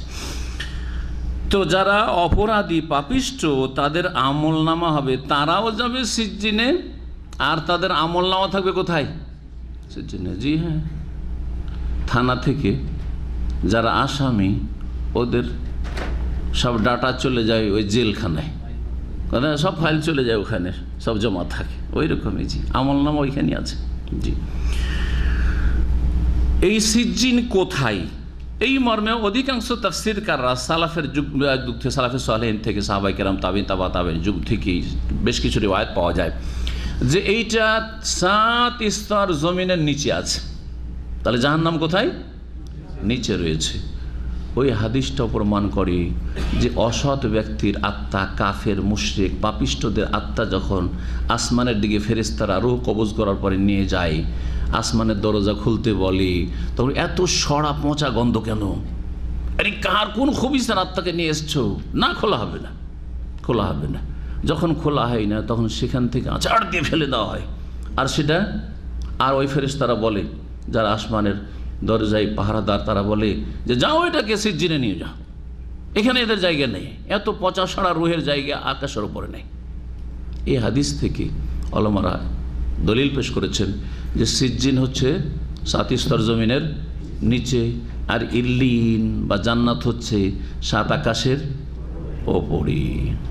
সেটা আরশ আযমের কাছে হোক, আর এখন ইল্লিয়িন আপনার কেউ বলছে সিদরাতুল মুনতাহার কাছে হোক, আর যেখানে হোক না কেন 7 আকাশের ওপরে। জি, সিজন মানে যখন বুঝেন না তো ইল্লিয়িন মানেও বুঝে নেন, কারণ আসছে পাশাপাশি। ইল্লিয়িন শব্দটি অলুগুন থেকে, অলুগুন মানে হয় কি, অলুগুন থেকে হচ্ছে আলা। আলা তো বুঝেন, সাব্বিহ ইসমা রাব্বিকাল আলা বুঝছেন, আলা মানে উপরে, উঁচা। আলা মানে উঁচা, অলুগুন মানে উঁচা। তো ইল্লিয়িনকে ইল্লিয়িন এই জন্য বলা হয় যে ইল্লিয়িন যে মর্যাদার দিক থেকে উঁচা জায়গা, আর স্থানের দিক থেকেও 7 আকাশের ওপরে। জি, যে সেখানে যাদের আমল নামা যাবে এবং সেখানে যাদের বাস হবে, যে রূহ আত্মাকে সেখানে নিয়ে যাওয়া হবে, তারা সম্মানিত, তারা সুউচ্চ মর্যাদা হাসিল করবে। তো আল্লাহ বলছেন ইন্না কিতাবাল ফুজ্জারি লাফি সিজ্জিন, সিজ্জিন নিশ্চয়ই পাপিষ্ঠদের আমল নামা হবে সিজ্জিনে। ওমা আদরাকা মা সিজ্জিন, নবী তুমি কি করে জানবে বা কে তোমাকে জানালো? যদি মাজির শাব্দিক অর্থ করেন তো যেহেতু আদরা ইউদরি মাদি, তোমাকে কে জানালো বা কে জানাবে হয় এক সময় মাদি বলে ভবিষ্যতের অর্থ করা জায়েজ আছে। মা সিজ্জিন, সিজ্জিনটা কি জিনিস তুমি কি করে জানবে? আল্লাহ বলছেন যে সিজ্জিন কি, শোনো, কিতাবুম মারকুম ওয়াইলুন ইয়াউমাইল মুকাজ্জিবিন। সিজ্জিনটা তো লিখিত লিপি নয়, লিখিত লিখনি নয়, কিতাবুল মারকুম। তাহলে এখানে সিজ্জিনের ব্যাখ্যা করা হয়েছে কিতাব মারকুম দিয়ে? না, মনে হচ্ছে বাহ্যিক যে মা সিজ্জিন আল্লাহ জিজ্ঞেস করছেন, তারপরে কিতাবুল মারকুম বলছেন, মনে হচ্ছে সিজ্জিনের ব্যাখ্যা তাফসীর। না, সিজ্জিনের নাই, এটা হচ্ছে কিতাব আল ফুজ্জারের তাফসীর। তার আগের আয়াতে দেখেন, ইন্না কিতাব আল ফুজ্জারে লাফি সিজ্জিন, নিশ্চয়ই পাপিষ্ঠদের আমল নামা কোথায়? সিজ্জিনে। সেই পাপিষ্ঠদের আমল নামা কি জিনিস, কর্মলিপি কি? বলছে কিতাবুন মারকুম, যেটা লিখিত, হ্যাঁ লিখনি, লিখিত লিপি, জি, যা লেখা আছে সব কিছু সেখানে রেকর্ড আছে। ওয়াইলু ইয়াউমাইযিল, এই মারকুম থেকে রাকাম, নাম্বারগুলোকে আমরা কি বলি? রাকাম বলি, কারণ এগুলো লেখা। ওয়াইলু ইয়াউমাইযিল মুকাজ্জিবিন, সেই দিন কিয়ামতের দিবসে, বিচার দিবসে, যেই দিন সিজ্জিনে চলে যাবে অপরাধীরা, সেই দিন মিথ্যা প্রতিপন্নকারী, যারা মিথ্যা মনে করেছে আল্লাহকে, আল্লাহর দ্বীনকে, আল্লাহর কিতাবকে, আল্লাহর রাসূলকে, আল্লাহ নাযিলকৃত বিধানকে যারা অবিশ্বাস করেছে, মিথ্যা জ্ঞান করেছে, তাদের জন্য দুর্ভোগ সর্বনাশ রয়েছে। ওরা কারা? মুকাজ্জিবিন আল্লাযীনা ইউকাজ্জিবুনা বিয়াউমিদ্দিন, যারা পরকালকে মিথ্যা জ্ঞান করত, যারা পরকালকে মিথ্যা মনে করত। কাজ্জাবা ইয়াকাজ্জাবু মানে মিথ্যা বলে আখ্যায়িত করা বা মিথ্যা মনে করা, অবিশ্বাস করা, সবগুলি অর্থের। পরকালকে অস্বীকার করত। মানুষ নিজেকে ভালো মানুষ বানায়, সংশোধন করে এক আল্লাহর প্রতি বিশ্বাস যে আল্লাহ সব কিছু দেখছেন, জানছেন এবং সব রেকর্ড হচ্ছে। এটা একটা মানুষের, একজন মুসলিম যে বিশ্বাসী, তার জন্য সংশোধনের গুরুত্বপূর্ণ একটা দিক। এই তো হইল, আল্লাহ জানলেন, শুনে নিলেন, আল্লাহ দেখলেন, তারপরে আল্লাহর ফেরেশতারা নোট করলেন। কিন্তু তারপরে যদি আর একটা বিশ্বাস না থাকতো, এগুলো একসময় হাজির করা হবে কোথায়? ইয়ামুদ্দিন, বদলার দিনে, হিসাবের দিবসে, বিচার দিবসে। আখিরাতের প্রতি যদি ঈমান না থাকতো, মানুষ সংশোধন করতো না। জেনেছেন জেনেছেন, আর কিছু হবে না, ঠিক না? আল্লাহ জানছেন, লিখে রেখেছেন। আর এই সমস্ত আমলনামা কোথায় হাজির হবে? হাসরের মাঠে হাজির হবে, তোমার সামনে উন্মুক্ত খুলে দেওয়া হবে, আর বলো ইকরা কিতাবাকা, পড়ো তোমার আমলনামা। কাফা বিনাফসিকা আল-ইয়াওমা আলাইকা হাসিবা, তুমি নিজের হিসাব নিজেই করো, তোমার হিসাব আর কেউ করবে না। তুমি যথেষ্ট তোমার হিসাব করার জন্য। তুমি জান্নাতি না জাহান্নামী তুমি হিসাব করে বলো তোমার রেজাল্ট। আর অস্বীকার করা হলে করো যে কোনটা আমল তুমি করনি, কোনটা পাপ করনি তুমি। সুতরাং আল্লাহর প্রতি বিশ্বাসকে মজবুত করুন, আখেরাত পরকালের প্রতি বিশ্বাসকে মজবুত করুন। আল্লাহ যেন তৌফিক দান করেন। ঈমান যত মজবুত হবে, কাজের কোয়ালিটি তত সুন্দর হবে। নামাজ সবাই পড়ছি আমরা, যারা নামাজি তাদের কথা বলছি, কিন্তু সবার নামাজ, সবার সালাত, সবার ইবাদতবন্দেগী, সবার আখলাক, সবার দান খায়রাত সমান না। সবার সিয়াম, সবার হজ একরকম না, যে সবাই হাজি সুতরাং সব একই কোয়ালিটির আছে না। কারো হজ আল্লাহ এবং পরকালের প্রতি ইয়াকিনের সাথে হচ্ছে, আর কারো হজ করতে হবে মুসলিম হিসাবে, পয়সা আছে তাই হচ্ছে। সেও কিছু নেকির আশা করে, কিন্তু অতদূর পর্যন্ত তার ঈমান ইয়াকিন পৌঁছে না যে আল্লাহ পরকালে বিশ্বাসী হয়ে আমি আমার ফরজ আদায় করার জন্য এসেছি। আসমান জমিনের পার্থক্য হচ্ছে দুই রকমের হজে। ওমা ইউকাযযিবু বিহি ইল্লা কুল্লু মুতাদিন আসিম, আর পরকালকে একমাত্র মিথ্যা মনে করে, অস্বীকার করে কে? প্রত্যেক সীমালঙ্ঘনকারী, মুতাদিন আর আসিম ইসমুন থেকে। ইসম মানে হচ্ছে পাপ, আর আসিমুন মানে হচ্ছে পাপিষ্ঠ। প্রত্যেক সীমালঙ্ঘনকারী আর পাপিষ্ঠ ছাড়া পরকালকে কেউ মিথ্যা মনে করে না।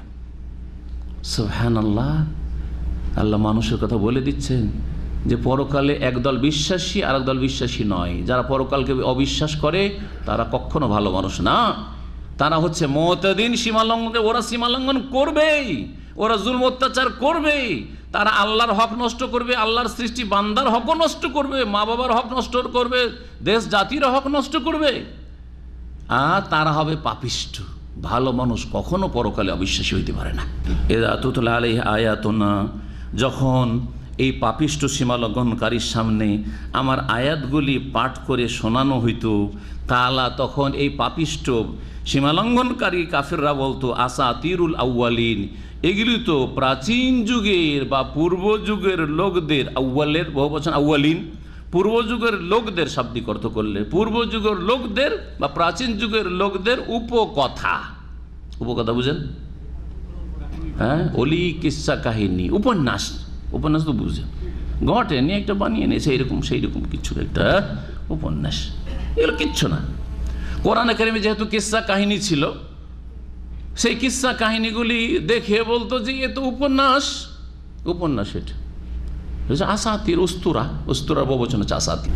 অথচ কোনো কাফের সেই যুগেও, কোরআন নাযিলের যুগেও আর আজ পর্যন্ত, কিয়ামত পর্যন্ত কোরআনের একটি ঘটনাকে অসত্য বলে প্রমাণ করতে পারবে না।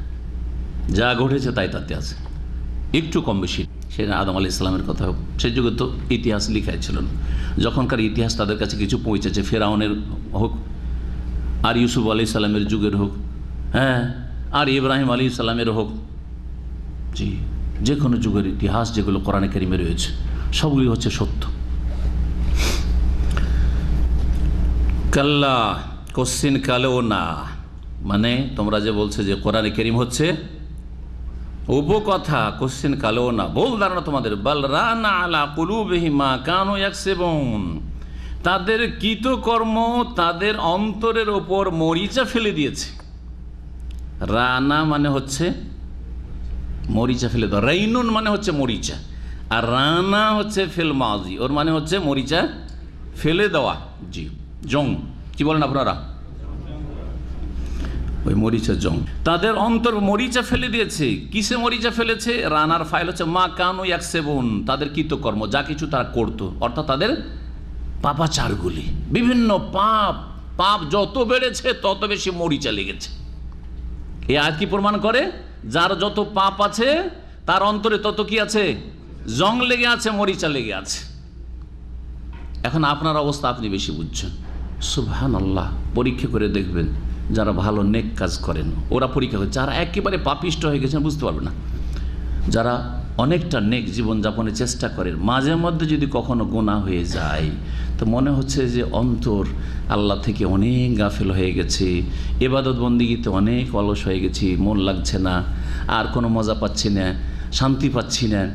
তারপরে আপনার কেমন যেমন একটা অবস্থা তৈরি হয়ে যায়, কোরআন তেলাওয়াত করলেও সেদিকে যেন ওইভাবে মন বসছে না, যেটা সবসময় যেই কয়দিন সবসময় নেক জীবনযাপন করে কোনো পাপ করেননি, তখন যত মজাটা পেতেন, আপনার ইমানের স্বাদটা পেতেন, হ্যাঁ তেলাওয়াতের স্বাদ পেতেন, হ্যাঁ ইবাদত বন্দি করে সালাত আদায় করে স্বাদ পেতেন, ওইটা পাচ্ছেন না।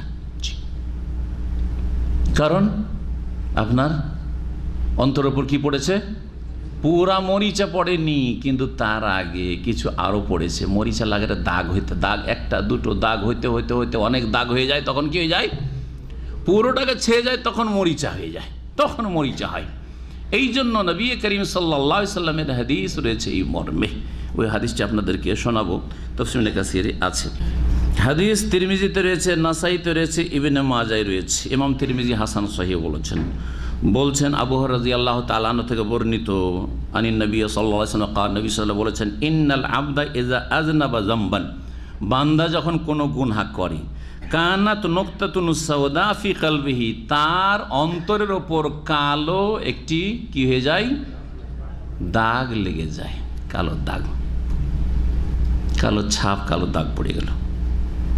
ফাইন তাবা মিনহা, একটা গুনাহ হইতেই যখন তওবা করে নেয়, সুকিলা কলবুহু, তখন তার অন্তরটা পরিষ্কার হয়ে যায়। সাকালা বা সুকিলা বলা হয় আপনার যে আমরা অস্ত্রগুলিকে, চাকু বা যে কোনো অস্ত্রকে যে আমরা কি করি, ধারালো বানাই, শান দিয়ে ধারালো বানাই, এটাকে সিকল বা সাকল বলা হয়। সুকিলা কলবুহু, ঠিক অন্তরটা ওই রকম, যখন তওবা ইস্তেগফার করলেন আর নেক আমল বাড়ালেন, যেহেতু গুনাহ হয়ে গেছে, তওবা ইস্তেগফারের সাথে সাথে আপনার নেক আমল বাড়তে লাগলো, তখন একেবারে অন্তরটা ফ্রেশ হয়ে গেল। আবার ইবাদত বন্দেগীতে খুব মন লাগছে, আবার খুব ভালো লাগছে, আমাকে খুব মজা পাচ্ছে, আমি একজন মুসলিম হিসাবে নামাজ পড়ি, কোরআন তেলাওয়াত করে, দিনের কাজ করি। জি, ওয়াইন জাদা জাদাত, আর যদি ওই আবার গুনাহ বাড়তে থাকে, 2টা হইলো, 3টা হইলো, 5টা 20টা গুনাহ হয়ে গেল, গুনাহ বাড়তে আছে, তখন ওই দাগগুলি কি হয়? বৃদ্ধি পেতেই থাকে। ফাযালিকা কাউলুল্লাহি তাআলা, এটি হচ্ছে এই আয়াতের তাফসীর, কাল্লা বাল রানা আলা কুলুবিহিম মা কানু ইয়াকসিবুন। জি,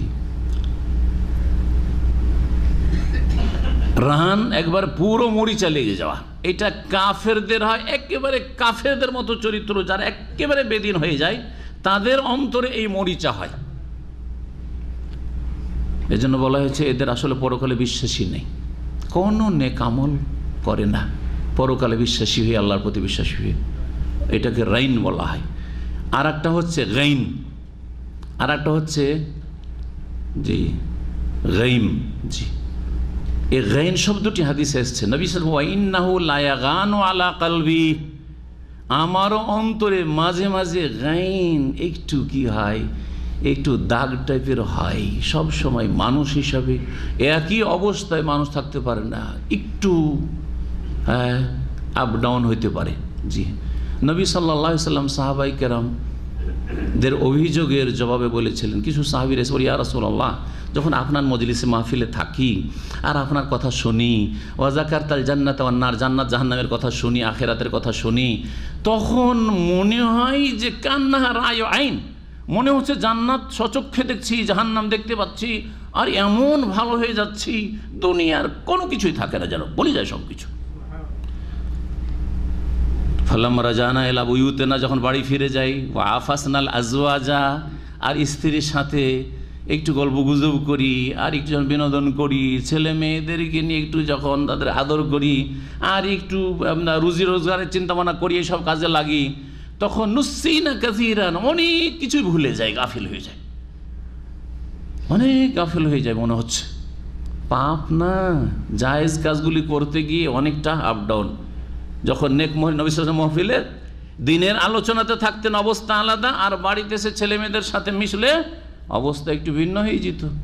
এই অভিযোগ করলে রাসূলুল্লাহ সাল্লাল্লাহু আলাইহি ওয়াসাল্লাম বললেন, যদি তোমরা ওই রকমই থেকে যেতে যেমন আমার মজলিসে থাকো, দিনের কথা যখন আলোচনা হয় শোনো, তখন যেমন তোমাদের ঈমান আর তাকওয়া আর ওইরকম আমল থাকে, অবস্থা থাকে অন্তরের, ওইটাই যদি সবসময় তোমাদের 24 ঘন্টা থেকে যেত, বাড়িতে গিয়েও থেকে যেত, মাঠে ঘাটে গিয়েও কাজকর্মে গিয়েও থেকে যেত, লাসাফাহাতকুমুল মালাইকাতু ফি ফুরুশিকুম ওয়া তুরুকিকুম, তাহলে ফেরেশতারা এসে তোমাদের সাথে তোমাদের রাস্তাতে ঘাটে আর তোমাদের বিছানায় গিয়েও মুসাফা করত।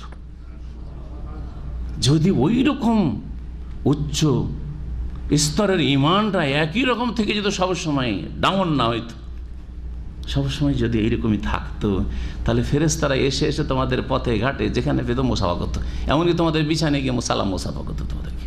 আল্লাহু আকবার। যথাসাধ্য ফাত্তাকুল্লাহ মাস্তা, যথাসাধ্য কি করবেন? চেষ্টা করবেন নিজেকে সবসময় নেকির অবস্থায় রাখা, সবসময় গুনাহ থেকে দূরে রাখার চেষ্টা করা। আজকে এই ফিতনার যুগে, পকেটে ফিতনা, ইন্টারনেটের ফিতনা, মোবাইলের ফিতনা আর রাস্তাঘাটের ফিতনা, এই সমস্ত ফিতনা, এই ফিতনার যুগে কত না পাপ হচ্ছে, চোখের, কানের আর জবানের আর কত কিসের, হাতের, পায়ের। আল্লাহ যেন আমাদের হেফাজত করে। মহান আল্লাহ তারপরে বলছেন, কাল্লা, কোশ্চিন কালেও না, জি হ্যাঁ, ইন্নাহুম আন রব্বিহিম ইয়াওমাইযিন লামাহজুবুন, যদি এই মরিচা নিয়ে থেকে যায় তাহলে এটা কখনো তাদের কল্যাণ নিয়ে আসবে না, কোশ্চিন কালেও তারা জান্নাত পাবে না, আরামের জীবন পাবে না। জি হ্যাঁ, ইন্নাহুম আন রব্বিহিম ইয়াওমাইযিন লামাহজুবুন, বরং তারা তাদের প্রতিপালক থেকে ইয়াওমাইযিন, সেই দিন, হ্যাঁ, পর্দার অন্তরালে থাকবে। মাহজুবুন, হাজাবাই হাজাব মানে আড় করে দেওয়া, আল্লাহ রব্বুল আলামিনের দর্শন থেকে, হ্যাঁ, কি হবে? তারা পর্দার আড়ালে থাকবে। জি, পর্দাবৃত হবে, যেভাবে বলেন না কেন। মাহজুব, হাজাবা থেকে সিমাফুলের সেগান।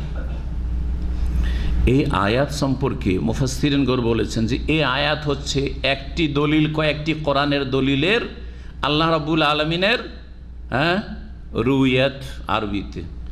ফার্সিটা আমাদের দেশের লোক বেশি বুঝে। দিদার, দিদার বুঝেন? আল্লাহর দিদার কথাটাকে না আমাদের দেশের লোকেরা ফার্সি খুব বুঝে। জি হ্যাঁ, দিদার বুঝে, আল্লাহর দিদার, কিন্তু আল্লাহর রুইয়াত বুঝে না আরবি, রুইয়াতুল্লাহ। জি, আল্লাহর দর্শন বাংলা। জি, আল্লাহকে দেখতে পাবে, আল্লাহকে মুমিনরা বিচারের মাঠেও দেখবে আর জান্নাতেও দেখবে, এবং সবচেয়ে বড় নিয়ামত হবে আল্লাহ রাব্বুল আলামিনের এই সাক্ষাৎ বা আল্লাহ রাব্বুল আলামিনের এই দর্শন। জি, মুমিনরা দেখবে, কাফেররা দেখবে না, ঠিক না? এই আয়াতে কি বলা হচ্ছে? যারা অবিশ্বাসী পরকালে, তাদেরকে তাদের রব থেকে কি হবে? আড়ালে রাখা হবে, পর্দার আড়ালে তারা অবস্থান করবে, দেখতে পাবে না। যখন দেখতে পাবে না কাফেরেরা, এর বিপরীত অর্থ কি? প্রত্যেকটার একটা বিপরীত অর্থ আছে, প্রত্যেকটা সেন্টেন্সের একটা বিপরীত অর্থ আছে। যদি কেউ বলে যে ভাই আপনি খুব ভালো মানুষ, এটা হচ্ছে পজিটিভ অর্থ, ঠিক না? এর বিপরীত অর্থ কি? খারাপ না, আপনি খারাপ লোক না, এই লোকটা সম্পর্কে বলেন। যখন আমি ওকে ভালো বললাম, তার মানে লোকটা খারাপ নয়। বোঝা গেছে কি না? এটা বিপরীত অর্থ। যখন কাফেররাকে আল্লাহ থেকে আড়ে রাখা হবে, তারা দেখতে পাবে না, তার মানে মুমিনরা আড়ে থাকবে না, মুমিনরা দেখতে পাবে। বুঝেছেন? জি, এই তো হচ্ছে বিপরীত অর্থ দিয়ে দলিল আল্লাহর দর্শনের। কোরআনে কারিমে স্পষ্ট দলিল রয়েছে। আল্লাহ রাব্বুল আলামিন জান্নাতের ওপর অতিরিক্ত বোনাস বা ফাও বলে আখ্যায়িত করেছেন কোরআনে কারিমে দুটি আয়াত। একটাতে জিয়াদা বলেছেন, আর একটাতে মজিদুন বলেছেন। লিল্লাযিনা আহসানুল হুসনা ওয়া জিয়াদা, যারা সৎকর্মশীল, আহসানু আল হুসনা, তাদের জন্য হুসনা নামক জান্নাত রয়েছে। হুসনা হচ্ছে জান্নাতের একটি নাম। তাদের জন্য জান্নাত রয়েছে, কারণ হুসনা মানে ভালো, আর জান্নাতের সবই ভালো, ভালো আর ভালো। জি, তাদের জন্য আল হুসনা জান্নাত রয়েছে, ওয়া জিয়াদা, আর বোনাসও রয়েছে। জিয়াদা অতিরিক্ত রয়েছে। জিয়াদাটা কি? জিয়াদাটা বেশি ভালো লাগে। ফাও খেতে মানুষকে বেশি ভালো লাগে। একটা কিনলে একটা ফ্রি, হয় না? 5টা কিনলে আরেকটা ফ্রি, 6টা। ওই আজকাল দইগুলো থাকছে এখানে, পাওয়া যায় না? ওই ফ্রিটা বেশি খেতে মজা লাগবে। 5 কিলো বেগুন কিনে যদি একটা বেগুন ফ্রি দিয়ে দেয়, 1-2 টুকরো গোস্ত উঠিয়ে আর ওজনের পর দিয়ে দেয়, অতি খুশি যে আমাকে বেশি কিছু দিয়েছে। জি, ফাওটা বেশি মজার লাগে। জি হ্যাঁ, সেই দিনের জান্নাতের উপর যেটা আল্লাহ বোনাস ফাও দিবেন ওইটা বেশি ভালো লাগে। জি, জিয়াদা আল্লাহ বলেছেন সূরা কাফে। জি, ওয়ালাদাইনা মাজিদ লাহুম মা ইয়াশাউনা ফিহা, মুমিনদের জন্য, জান্নাতীদের জন্য, মা ইয়াশাউনা, যা তারা চাইবে, ফিহা মানে ফিল জান্নাতে, জান্নাতে তাই পাবে। ওয়ালাদাইনা মাজিদ, আমার পক্ষ থেকে কি রয়েছে? মাজিদ, বোনাসও রয়েছে। নবী করিম সাল্লাল্লাহু আলাইহি ওয়াসাল্লামের স্পষ্ট হাদিস, ইন্নাকুম সাতারাউনা রাব্বাকুম, নিশ্চয় তোমরা তোমাদের রবকে দেখবে, দর্শন করবে। কামা তারাউনাল কামার লাইলাতুল বদর, যেমন পূর্ণিমার রাতের চাঁদকে সারা বিশ্ব থেকে সকলেই দেখো, নিজ নিজ অবস্থান থেকে দেখছো। লা তুদামুনা ফি রুয়াতিহি, সেখানে দেখতে গিয়ে কখনো ভিড় হয় না। ভিড় লেগে গেছে পূর্ণিমার চাঁদ দেখতে, দেখেছেন কোনোদিন? কোনো ভিড় লাগে না। কষ্ট হয়েছে দেখতে পাচ্ছি না ঠিক করে, কেউ পাচ্ছি কেউ পাচ্ছি না, হয় পূর্ণিমার চাঁদ দেখতেই কষ্ট হয় না, প্রথম দিনের হইতে পারে, ঠিক না? লা তুদারুনা ফি রুয়াতিহি, কেউ কারো ক্ষতি করবে না, মানে ক্ষতি হবে না এই দেখতে গিয়ে। মানুষ ভিড়ের মধ্যে দেখতে গিয়ে ধাক্কাধাক্কি করে কত লোক হতাহত হয়, হয় না? হয় না? বলছে এটাও হবে না, লা তুদারুন, অন্য রিওয়ায়াতে রয়েছে। এই দেখবে কারা? যারা কোরআন সুন্নাহর অনুসারী, যারা বিশ্বাসী আল্লাহর চেহারাতে, ঠিক না? যারা আল্লাহর চেহারাতে বিশ্বাসী, যারা বলছে আল্লাহ নিরাকার, আল্লাহর চেহারা নেই, চেহারা মানে সত্তা, বলছে না? আশআরি, মুতাজিলা, এটা আমভাবে এটা হচ্ছে ভারত, বাংলাদেশ, পাকিস্তানের আলেম, অধিকাংশ আলেম সমাজের এই বদ আকিদা, ভ্রান্ত আকিদা, যে আল্লাহর নাকি চেহারা নেই, চেহারা বলে তো আমাদের মতো হয়ে যাবে, নাউজুবিল্লাহ, নাকি চেহারা বলা যাবে না। অথচ আল্লাহ বলছেন ওয়ায়াবকা ওয়াজহু রব্বিকা কুল্লু শাইইন হালিকুন ইল্লা ওয়াজহাহু। ওয়াজহুন মানে কি? ওয়াজহুন মানে ফেস, ওয়াজহুন মানে চেহারা। তো কোরআন বলছে আল ওয়াজহু রব্বিকা, রবের চেহারা আছে, কিন্তু রবের চেহারা রবের মতো আপনার সাথে তুলনা করলে তখন কুফরি হবে, তখন গুমরাহি হবে। কিন্তু আপনি অস্বীকার করলে ওর চেয়ে বড় গুমরাহি হবে। যেমন আপনার সাথে তুলনা করলে আপনি মুজাসসামা গুমরাহ, তেমনি আপনি যদি অস্বীকার করেন তো আপনি আশআরি, মুতাজিলি, না হলে আপনি গুমরাহ, হ্যাঁ, আহলে বিদাত, আপনি আহলে সুন্নাত না। ভালো করে শুনে রাখেন। সুতরাং আল্লাহকে দেখবে ওরা যারা আল্লাহর চেহারাতে বিশ্বাসী, যারা আল্লাহর চেহারাতে বিশ্বাসী নয় তো কি দেখবে? আল্লাহর চেহারা নাই কিন্তু কোরআনের চেহারার কথা বলা হয়েছে। কোনো একটা কিছু বলছেন অথচ নাই, ওইটার নাম ঘোড়ার ডিম। দুনিয়াতে আমরা শুধু কি বলি? এই ঘোড়ার ডিমটা বলি, যে বলি তো বলার ক্ষেত্রে তো ঘোড়ার ডিম আছে, কিন্তু প্র্যাকটিক্যালে ঘোড়ার কোনো ডিম হয় না। ঠিক তেমনি বেদাতীদের কাছে আল্লাহর চেহারা তো কোরআনে বলা হয়েছে, কিন্তু আল্লাহর চেহারা নেই। আল্লাহর হাত তো বলা হয়েছে, কিন্তু আল্লাহর হাত নেই। হ্যাঁ, আল্লাহর চোখ বলা হয়েছে, বলে তুসনা আলা আইনি, না না, নেই নেই নেই, চোখ মানে রক্ষণাবেক্ষণ, এগুলো রূপক অর্থে আছে নাকি বলছি, আল্লাহর চোখ নেই। তাহলে আর দেখবে কি? দেখতে পাবে না, বঞ্চিত হবে এরা। আর না হলে বেদাত থেকে ফিরে আসুক, এই বেদাতি আকিদা, ভ্রান্ত আকিদা থেকে ফিরে আসুক, তাহলে তওবা করলে দেখতে পাবে, না হলে নসিব হবে না। আল্লাহ মাহজুবুন, জি, অন্তরালে রাখা হবে রব থেকে। আল্লাহ রাব্বুল আলামিন তারপর বলছে সুম্মা ইন্নাহু লাসালুল জাহিম, আল্লাহকে দেখতে পেল না, হাসর মাঠে দেখতে পেল না, জান্নাতে দেখতে পেল না, অতঃপর তারা জাহান্নামে প্রবেশ করবে। অতঃপর তারা, সালা মানে হচ্ছে সালা ইয়াসলাম, সালা ইয়াসলাম মানে কি করা? প্রবেশ করা, দাখালা। জি, লা ইয়াসলাহা ইল্লাল আশকা তাসলা নারান হামিয়া, আছে না? সুম্মা ইন্নাহু লাসালুল জাহিম, অতঃপর তারা জাহান্নামে প্রবেশ করবে। জাহিম জাহান্নামের নাম। সুম্মা ইউকালু, তারপরে এই জাহান্নামীদেরকে জাহান্নামে তারা জ্বলতে থাকবে, আর বলা হবে ফেরেশতাদের মাধ্যমে, হাযাল্লাযী কুনতুম বিহি তুকায্যিবুন, এইটাই সেই দিন, পরকালের দিন, যেটাকে তোমরা মিথ্যা মনে করতে, বিশ্বাস করতে না। কাল্লা, কোশ্চিন কালেও না, শোনো বা সত্যি কথা শোনো, হাক্কান ইন্না কিতাবাল আবরার লাফি ইল্লিয়িন, নিশ্চয় আবরার, গত সপ্তাহে এই শব্দটি এসেছিল, বররুনের বহু বচন। আল্লাহর নামও বার, কিন্তু আব্দুল বার, আল্লাহর 99টা নামের একটি নাম হচ্ছে বার। আর নেক লোককেও বার বলা হয়। সৎ সন্তান, নেক সন্তানকে বারুন, ওয়ালাদুন বারুন বলা হয়। বারুন বে ওয়ালিদাইহি, মাতা পিতার সাথে সদাচরণকারী সন্তান।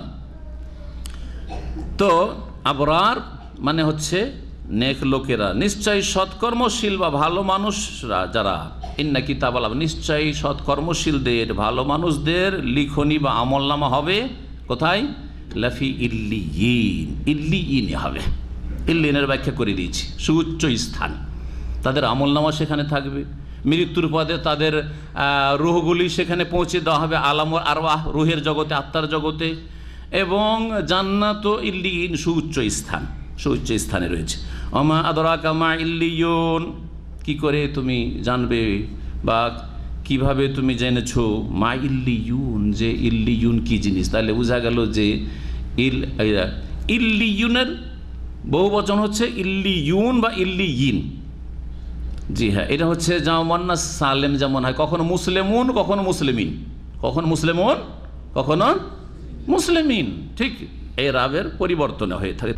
কিতাবুম মারকুম, সেটা হচ্ছে লিখিত আমলনামা, লিখিত আমলনামা, লিখিত কর্মলিপি। কিতাবুন মারকুম কোনটা? সেটা ওই কিতাব আল আবরার। এখানেও এটা হচ্ছে ইল্লিনের ব্যাখ্যা না, কিসের ব্যাখ্যা? সেটা ওই যে ইন্না কিতাব আল আবরার, নেক লোকদের যে আমলনামা, সেটা লিখিত আমলনামা, লিখা আছে, সব কিছু রেকর্ড হয়ে আছে। ইয়াশহাদুহুল মুকাররাবুন, যেটা প্রত্যক্ষ করে, যেটা প্রত্যক্ষ করে, আল মুকাররাবুন, আল্লাহর সান্নিধ্য প্রাপ্ত ফেরেশতারা, মালায়েকা, আল মালায়েকাতুল মুকাররাবুন, মুকাররাব করিব থেকে, যাদেরকে নিকটবর্তী করা হয়েছে, যাদেরকে একেবারে কাছে রাখা হয়েছে। আল্লাহর মানে আরশ আজিমের চারিদিকে যে অসংখ্য ফেরেশতা রয়েছে, মালায়েকা মুকাররাবিন, আল্লাহ নৈকট্য প্রাপ্ত ফেরেশতা, তাদেরকে এখানে মুকাররাবুন বলা হয়েছে, যারা প্রত্যক্ষ করে কি? নেক লোকের আমল নামা প্রত্যক্ষ করে। যে শাহেদা ইয়াশহাদু মানে হাজির থাকা, শাহেদা ইয়াশহাদু মানে প্রত্যক্ষ করা, সচক্ষে দেখা। শাহেদা ইয়াশহাদু মানে সাক্ষী দেওয়া, কারণ সাধারণত সাক্ষী দেখার পরই হয়, জিনিসটা সম্পর্কে দেখে বা জেনেই সাধারণত দেওয়া হয় নিশ্চিত জ্ঞানের ভিত্তিতে। সেই জন্য শাহেদার অর্থ সাক্ষী দেওয়া হয়ে থাকে, কিন্তু শাহেদা ইয়াশহাদু মানে হচ্ছে প্রত্যক্ষ করা। আলেমুল গায়বি ওয়াশ শাহাদা, এই জন্য আল্লাহ রাব্বুল আলামিন সম্পর্কে আল্লাহ কি বলছেন? তিনি দৃশ্য আর অদৃশ্যের জ্ঞানী। আলেমুল গায়ব, অদৃশ্যের জ্ঞানী, আর ওয়াশ শাহাদা, আলেমুশ শাহাদা মানে যা দেখা যায় তার সমস্ত সেসব সম্পর্কেও। ইন্নাল আবরারা লাফি নাঈম, নিশ্চয়ই যারা সৎকর্মশীল নেক লোক, তারা সুখে স্বাচ্ছন্দ্যে থাকবে বা নিয়ামতে থাকবে, আল্লাহর নিয়ামতে অবস্থান করবে। আলাল আরাইকে, আরিকাতুনের বহু বচন। আরিকা হচ্ছে আরামদায়ক কেদারা। কেদারাকে বুঝেন? আচ্ছা, ইংলিশ বলতে পারেন তাই না? কুরসিও বলতে পারেন, মাশাআল্লাহ, কুরসি। জি, তো আসন, আসন, জি হ্যাঁ। আজকালকার যুগে সোফা হচ্ছে আরাইক, দুনিয়ার এগুলো আসল, আরামদায়ক, একটু গদিতে আরামে বসছেন আপনি, আরাইক, আরিকা। তো আসন এখানে বলছেন যে আল্লাহ রাব্বুল কি বলছেন? আলাল আরাইকি ইয়ানজুর, এই নেক লোকেরা সুখ স্বাচ্ছন্দ্যে থাকবে। আর কিসে থাকবে? আলাল আরাইকি ইয়ানজুরুন, তারা আরামদায়ক আসনে বসে সব কিছু অবলোকন করবে, দেখতে থাকবে। কেউ আরামে বসে, যারা খুব উঁচা জায়গাতে বসে আছে আর বসে গোটা শহরের দৃশ্য দেখছে, কত মজা লাগছে। উঁচা জায়গায় বসে হ্যাঁ গোটা দাম্মামের দৃশ্য দেখছে, কত মজা লাগছে, ঠিক না? আল্লাহ আরাইকি ইয়ানজুরুন, জান্নাতীদের এটি একটি নিয়ামত। তারিফু ফি ওজুহিহিম নাদারাতান নাঈম, আর তাদের মুখমণ্ডলে বা চেহারাতে তুমি স্বাচ্ছন্দ্যের সজীবতা দেখতে পাবে। নাঈম স্বাচ্ছন্দ্য, আর নাদারাতুন মানে সজীবতা। জি, মানুষ যখন খুব সুখে থাকে, তাদের চেহারা দেখলেই বোঝা যায় যে এর জীবনটা খুব লাক্সারি জীবন, খুব সুখের জীবন। ধনীদের ছেলে, রাজা বাদশাদের ছেলে, যারা বড় ক্ষমতার মালিক, অভাব নেই, কোনো টেনশন নেই, আর খুব সুখে লালিত পালিত, ছোট থেকে দেখতে ফুলের মতো কত সুন্দর, তাই না?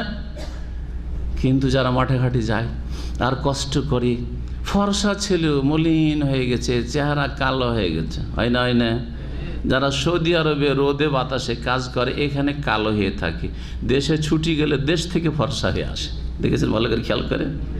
আবার আমরা যারা ছায়াতে কাজ করি, দেশে গিয়ে এক সপ্তাহ থাকলে অবস্থা খারাপ হয়ে যায়, চেহারা আসল রং ফিরে চলে আসে।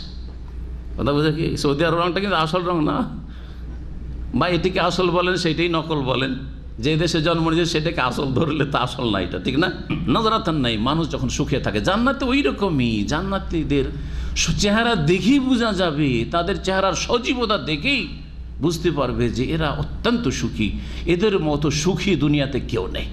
ইউসকাউনা মিন রাহিকি মাখতুম, তাদেরকে পান করানো হবে মোহরাঙ্কিত জান্নাতি সুধা থেকে। রাহিক হচ্ছে খালেস আর শারাবুল খালেস, এমন মদ, মদ বললে তো খারাপ লাগে শুনতে, তাই না? কিন্তু সেটা জান্নাতি মদ, যেখানে 4টি নহর থাকবে। সূরা মুহাম্মদে আল্লাহ বলেছেন 4টি নহর কিসের কিসের বলতে পারেন? ফিয়ে আনহার মিন মাইন, একটা পানির, ও আনহার মিন লাবান, দুধের, ও আনহারুন মিন আসালিন মুসাফা, আর ও আনহারুন মিন খামরিন, খামর মানে মদের একটা নহর হবে। নহর আনহার একটা না, আনহার বলেছেন, নাহারে এক বচন, আনহার অনেক নদী নালার মতো নাও। নাহার মানে নদী, শুধু শুধু ছোট ছোট ঝর্ণা নয়, নহর আনহার অনেক আনহার হবে। মিন খামরিন, কিন্তু কেমন খাম? লাজ্জাতিল লিশারিবিন, পানকারীর জন্য বড়ই সুস্বাদু হবে, বড়ই টেস্টি হবে। লজ্জা আল্লাহ বলছে। জি, এখানে ওই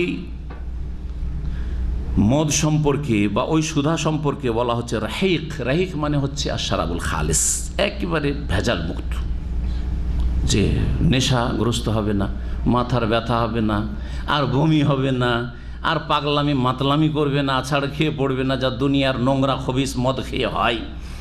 জি হ্যাঁ, মাখতুম। আর তাতে আবার উপরন্ত কি থাকবে? মোহরাঙ্কিত থাকবে, মোহর লাগানো থাকবে, যাতে ভেজালের কোনো সম্ভাবনা না থাকে। বড় বড় নেতারা কিন্তু এই খোলা পানি খাবে না, যেমন আমার জন্য এখানে টেবিলে খোলা পানি রেখে দিয়েছেন, কখনো খাবে না, খাবে? হ্যাঁ, জি হ্যাঁ, মোহরাঙ্কিত, মোহর তার সামনে খুলে তারপর দেওয়া হবে। জি, তাদের ভেজাল ঢোকার কোনো সম্ভাবনাই নেই। আরে জমজম পানিতেও ভেজাল ঢোকাচ্ছে এক শ্রেণীর লোকের, আল্লাহ হেদায়েত করে। এই জন্য তো জমজমের এই সিস্টেমটা করা হয়েছে, যে গোল বোতল করা হয়েছে।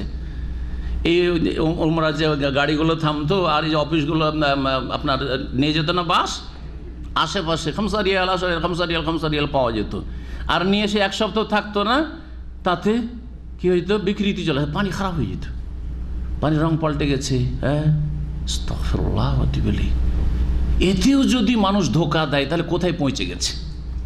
কত বড় ধোকাবাজ! দামের দিক দিয়ে, মূল্যের দিক দিয়ে ঠিক মূল্য নিল, এটা হয়ে তাতফিফ মোতাফিফিন, যাদের জন্য ধ্বংস।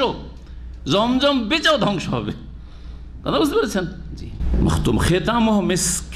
খেতাম, খেতামের মানে কি? মুফাসসিরিনগণ বিভিন্ন অর্থ করে। খেতামহ মিস্ক মানে যার সুগন্ধি হবে। খেতাম মানে যার সুগন্ধি হবে। কিসের? কস্তুরীর একটা অর্থ। খেতামন মানে তাহলে কি? সুগন্ধি। পান করবে, অতি সুগন্ধি পাবে। সেন্ট কিসের আসছে? কস্তুরি, সবচেয়ে মূল্যবান যেটা সেন্ট। এই কস্তুরি মিস্ক কোথা থেকে হয়? মৃগ নাভি, মানে হরিণের নাভি থেকে। নাভিতে একটু গোলে বড় হয়। হ্যাঁ, এটা ফেসবুকে কয়েকদিন আগে খুব দেখা গেলো, কেটে দেখাচ্ছে যে এই গোলে আছে। জি হ্যাঁ, আর যারা দেখেছেন, না হলে কোনো ছবিতে সার্চ দিয়ে হচ্ছে মিস্ক কি জিনিস, হ্যাঁ, কস্তুরি কি জিনিস। সবচেয়ে মূল্যবান এই হচ্ছে সেন্ট।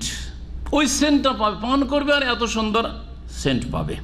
এটা হচ্ছে এর খেতামন মানে তাহলে সুগন্ধি। মিস্ক কিসের? কস্তুরীর সুগন্ধি হবে। এটা কেউ কেউ অর্থ করেছে। কেউ কেউ অর্থ করে খেতাম মানে খাতামা একতম। খাতাম মানে শেষ, খতম করলাম মানে কি? শেষ করলাম। ওই খতম থেকে খেতাম, তার মানে কি হবে? শেষ ঢোকটা যে পান করবে, খেতামহু তার সমাপ্তি, পান করা যে শেষ হচ্ছে, শেষ ঢোকটা যেটা, সেটাকে খেতাম বলা হয়। শেষ ঢোকটা যেটা হবে সেটা হবে কিসের? মিসকন, কস্তুরীর সুগন্ধির হবে। তখন কস্তুরীর সুগন্ধি পাবে। মানুষ পান করে তখন বুঝতে পারে না, পান করা শেষে তখন বুঝতে পারে যে এটার সেন্টটা কেমন। ঠিক, কারণ তখন ছেড়েছেন এখন নিঃশ্বাসটা, তখন বিশেষ করে আরো এটা হবে। অফিজালিকা ফালিয়াতানাফাসিল মুতানাফিসুন। এই ক্ষেত্রে প্রতিযোগীরা যেন প্রতিযোগিতা করে, যারা আগ্রহী প্রতিযোগিতা, কম্পিটিশন করতে। তানাফুস মানে প্রতিযোগিতা করা। তানাফুস শব্দটি নাফাস থেকে এসেছে। নাফাস মানে কি জানেন? শ্বাস। তো তো এই প্রতিযোগিতা শ্বাস থেকে কেন, আসলে কি সম্পর্ক এই আসল শব্দের সাথে বা আসল অর্থের সাথে সম্পর্ক আছে? মানুষ যখন প্রতিযোগিতা করে দৌড়ায় তখন কি করে, কিছুক্ষণ পরে শ্বাস ফুলতে লাগে, শ্বাস রুদ্ধ হতে যাচ্ছে করছে, তাই না? এই জন্য তানাফুস প্রতিযোগিতার অর্থে এসছে বাবে তাফাউলে গিয়ে। প্রত্যেক মানুষকে আল্লাহ প্রতিযোগিতার জন্য আহ্বান করছেন যে চায় এইরকম জান্নাত আর জান্নাতের এই নিয়ামত সমূহ, তারা যেন কি করে, এই ময়দানে প্রতিযোগিতা করে। অমেজাজহু মিন তাসনিম, আর তাতে সংমিশ্রণ, মাজজুন মানে মিশানো, কোনো কিছুকে মিশানো। অমেজাজহু তার সংমিশ্রণ। দেখেন, একটা জিনিসের সাথে আরও যদি কিছু মিশানো হয় তখন ওতে বিভিন্ন রকমের কি পাওয়া যায়, স্বাদ পাওয়া যায়। যেমন আমরা মাঝে মাঝে শরবত করি, জানেন কি না? শরবতে চিনি দিলাম, আর কি দিলাম, লেবু দিলাম, আর হ্যাঁ কি এসব গোল চলেন, ওটাও দিলাম। পুদিনা দেখিয়েছেন কেন? পুদিনা গ্যাসের খুব বড় ঔষধ। পুদিনা যখন এই শরবতটা কয়েক রকম মাছের শরবত খাচ্ছি, একবার পুদিনার সেন্টও পাচ্ছি, আবার লেবুরও সেন্ট পাচ্ছি, ঠিক না? আর কিছু দেওয়া থাকলে আর কিছুর সেন্ট পাচ্ছি না? জি হ্যাঁ, এটাকে মেজাজ বলা হয়, সংমিশ্রণ।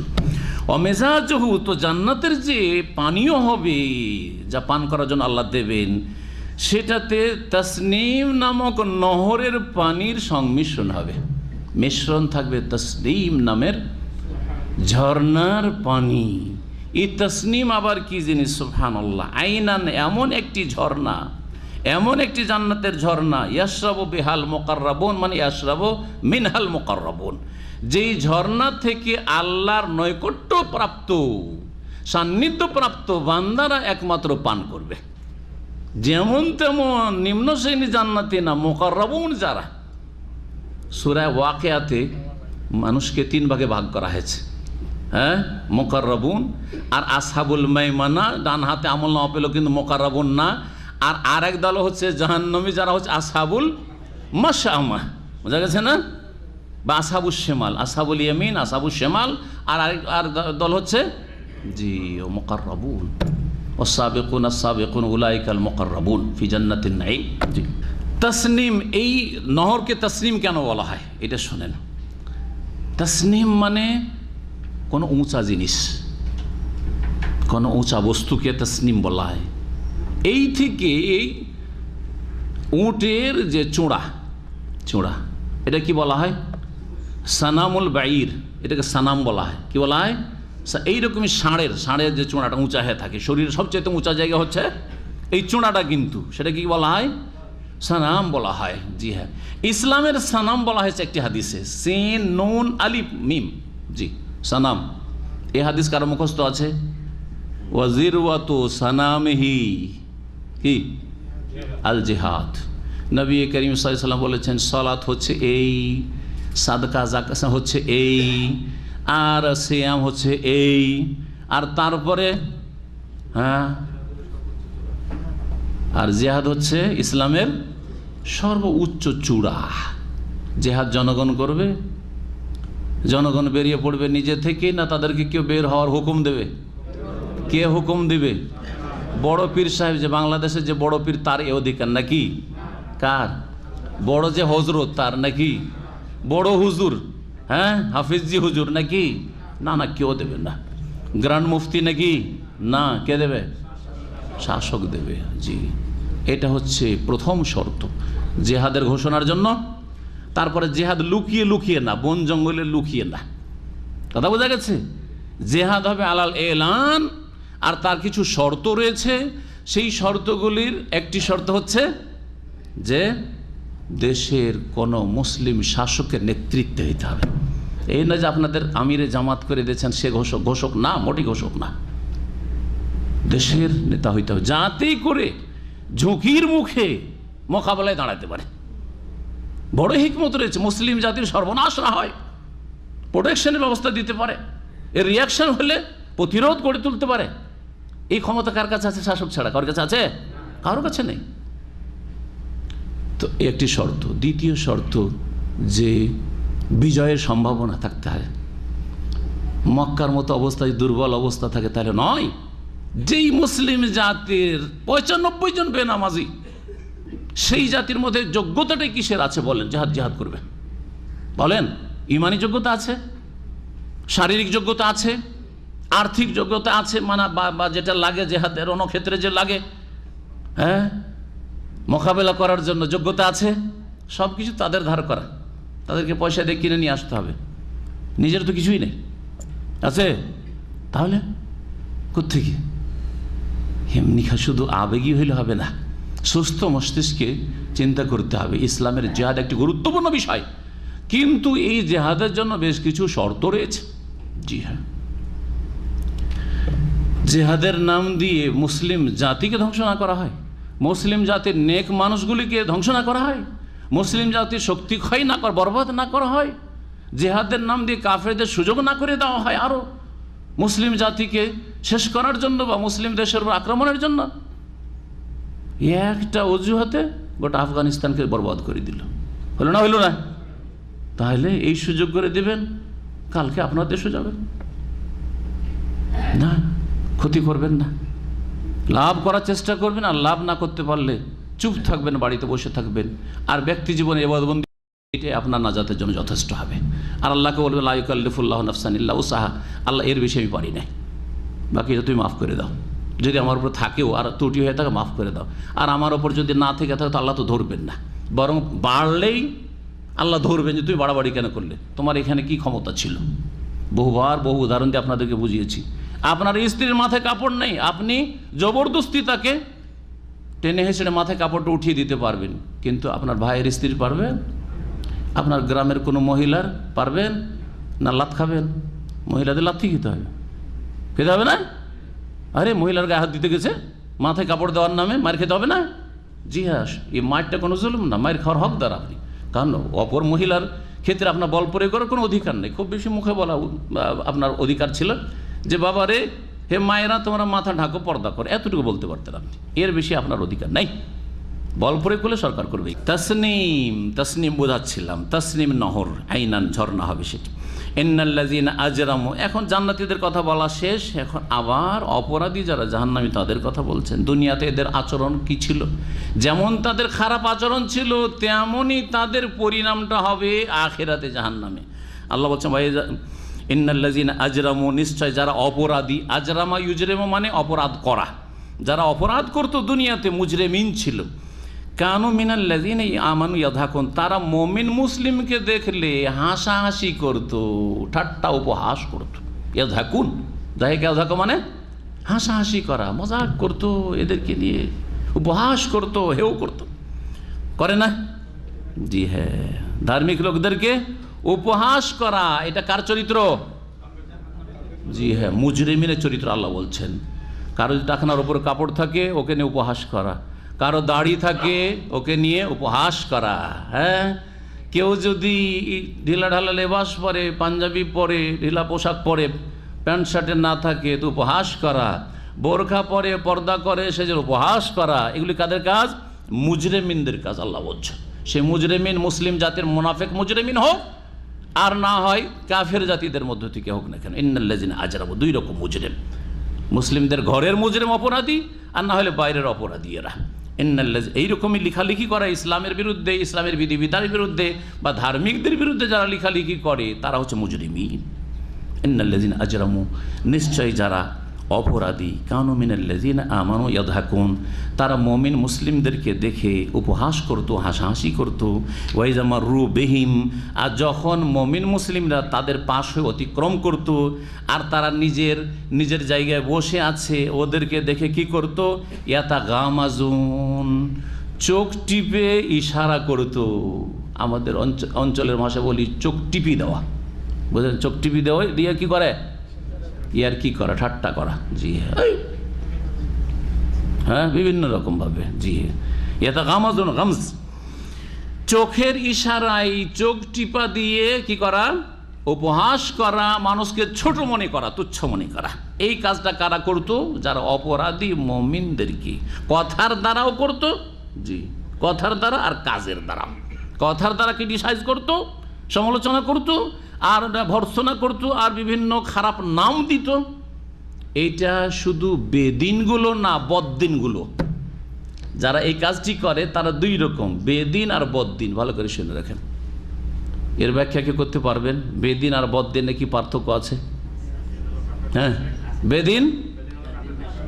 বেদিন হচ্ছে মুসলিম সমাজের মুনাফিকগুলো, যারা দ্বীনের শত্রু, ইসলামের শত্রু, ইসলামের বিধিবিধানের শত্রু, পর্দার শত্রু আর ধার্মিকতার শত্রু। আর আর কাফের যারা ইসলাম বিদ্বেষী ও মুসলিম বিদ্বেষী, তারা, এরা হচ্ছে বেদিন, ঠিক না? আর বদ্দিন কারা? যাদের দিন আছে কিন্তু খারাপ দিন। বদ মানে খারাপ, দিন আছে, ধর্ম আছে, কিন্তু ধর্মটা তাদের খারাপ ধর্ম। তারাও কিন্তু উপহাস করে, তারাও কিন্তু আমাদের সহি আকীদা সুন্নাহর অনুসারী ভাইদেরকে দেখে চোখ টিপে ঠাট্টা মজাক করে, এদেরকে তুচ্ছ মনে করে না? সুতরাং বদ্দিনদের উপহাস শোনেন, আরে ওয়াহাবি,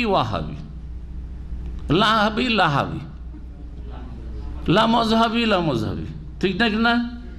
তারপরে দিল কাদিয়ানির নাম, রফেদান করছে, আরে এরা কাদিয়ানি হয়েছে, হ্যাঁ শিয়া হয়েছে, অথচ শিয়া রফেদানি করে না। ভালো করে বুঝেন, যারা রফেদান করে তারাই শিয়া, কিন্তু কারণ শিয়ারা রফেদানি তাদের নামাজে করে না। এইরকম খারাপ মেলা নাম দেয়। জি হ্যাঁ, ইহুদিদের দালাল, আমেরিকার দালাল, হ্যাঁ, আরব দেশগুলির দালাল, ওদের রিয়াল খেয়ে কথা বলে। জি হ্যাঁ, আলমাদানি আর জালমাদানি। আর ওদের যারা মদিনা এসে থাকেও নি, ওর দাদা হুজুর কেউ মদিনায় থাকতো, এখন নাতিরাও মাদানি। আমি একদিন বলেছি, এই জন্য ওদের নাম ধরে ধরে বলেছি, আছে না নেই? হোসেন আহমদ মাদানি, তিনি মদিনায় থেকেছেন, কিন্তু তার ছেলেরা কেউ মদিনায় থাকে না। কী করে মাদানি হলো? তার নাতিরা কী করে মাদানি হলো? তার গোটা বংশ কী করে মাদানি হলো? যারা মদিনায় হজুমরা ছাড়া আর কোনো কাজে আসেও নি হয়তো, হ্যাঁ থাকেও নি হয়তো, সবগুলি মাদানি। ভারতের একটা বিশাল বংশই আছে হোসেন আহমদ মাদানির, যারা হচ্ছে সবগুলি হচ্ছে মাদানি। এরা কোন মাদানি? না, এরা হচ্ছে ওদের কাছে আসল মাদানি।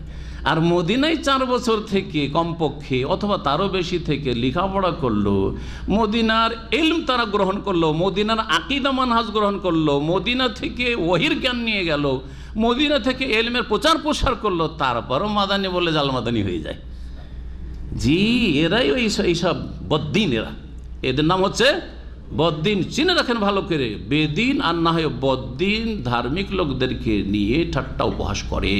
জি, বদ্দিনদের কথা একটু হইল। তো বেদিনরা মৌলবাদী, দাঁড়িয়ে থাকলে মৌলবাদী, ধর্মের কথা বললে মৌলবাদী। বাড়িতে এক নেতার বাড়িতে, কোন এক নেতার বাড়িতে, জি দেশের ঘটনা, কোন এক নেতার বাড়িতে একটা ধর্মীয় পুস্তক দেখেছে, আর এক নেতা গিয়ে বা আর এক নেতার ছেলেরা গিয়ে দেখার পর বলছে, আরে তোমরাও নাকি মৌলবাদী? হ্যাঁ, তোমরাও নাকি মৌলবাদী? তোমাদের বাড়িতে ধর্মীয় পুস্তক কেন? ইসলামিক বই পুঁথি কেন? বোঝা গেছে কিনা? জি হ্যাঁ, তো মৌলবাদী। তারপরে কট্টরপন্থী, হ্যাঁ, জঙ্গি। ইসলাম মানে জঙ্গিবাদ লাগিয়ে দেওয়া, ইসলামের কথা বললেই জঙ্গিবাদ। টাকনার উপরে কাপড় থাকলেই এর জঙ্গি হবে, নাহলে টাকনার উপরে কেন কাপড়? যুবক ছেলে 18-20 বছর বয়সে দাড়ি কেন? জঙ্গি হবে, নাহলে দাড়ি কেন? আর দাড়ি তো আর বড় দাড়ি কেন? হ্যাঁ, মুসিবত। ছোট দাড়ি রাখলেও কোনো দলে ওই দলের লোক, আর বড় দাড়ি রাখলেও আর এক দলের লোক। তো যাবে কোন দিকে মুমিনরা? জি হ্যাঁ, এই হচ্ছে বেদিনদের চরিত্র। তো বেদিন আর বদ্দিনদেরকে ভালো করে জেনে রাখেন, এবং কিয়ামতের দিনে তাদের পরিণামের কথা শুনে আল্লাহ কোরআনে বলছেন,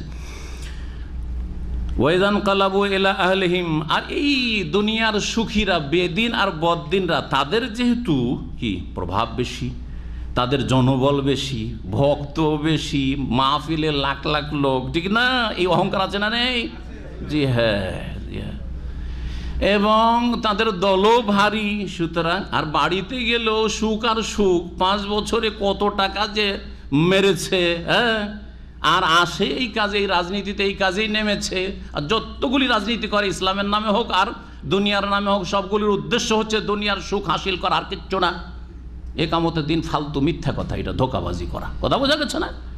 আল্লামা নাসিরুদ্দিন আলবানী রহমতুল্লাহ বলছেন যে যারা বলছে যে ইসলাম কায়েম হবে ক্ষমতায় গেলে, তারা এখলাসবিহীন মানুষ। কারণ গরজ তাদের হচ্ছে দুনিয়া আখেরাত নয়। আসল গরজ কোনখানে?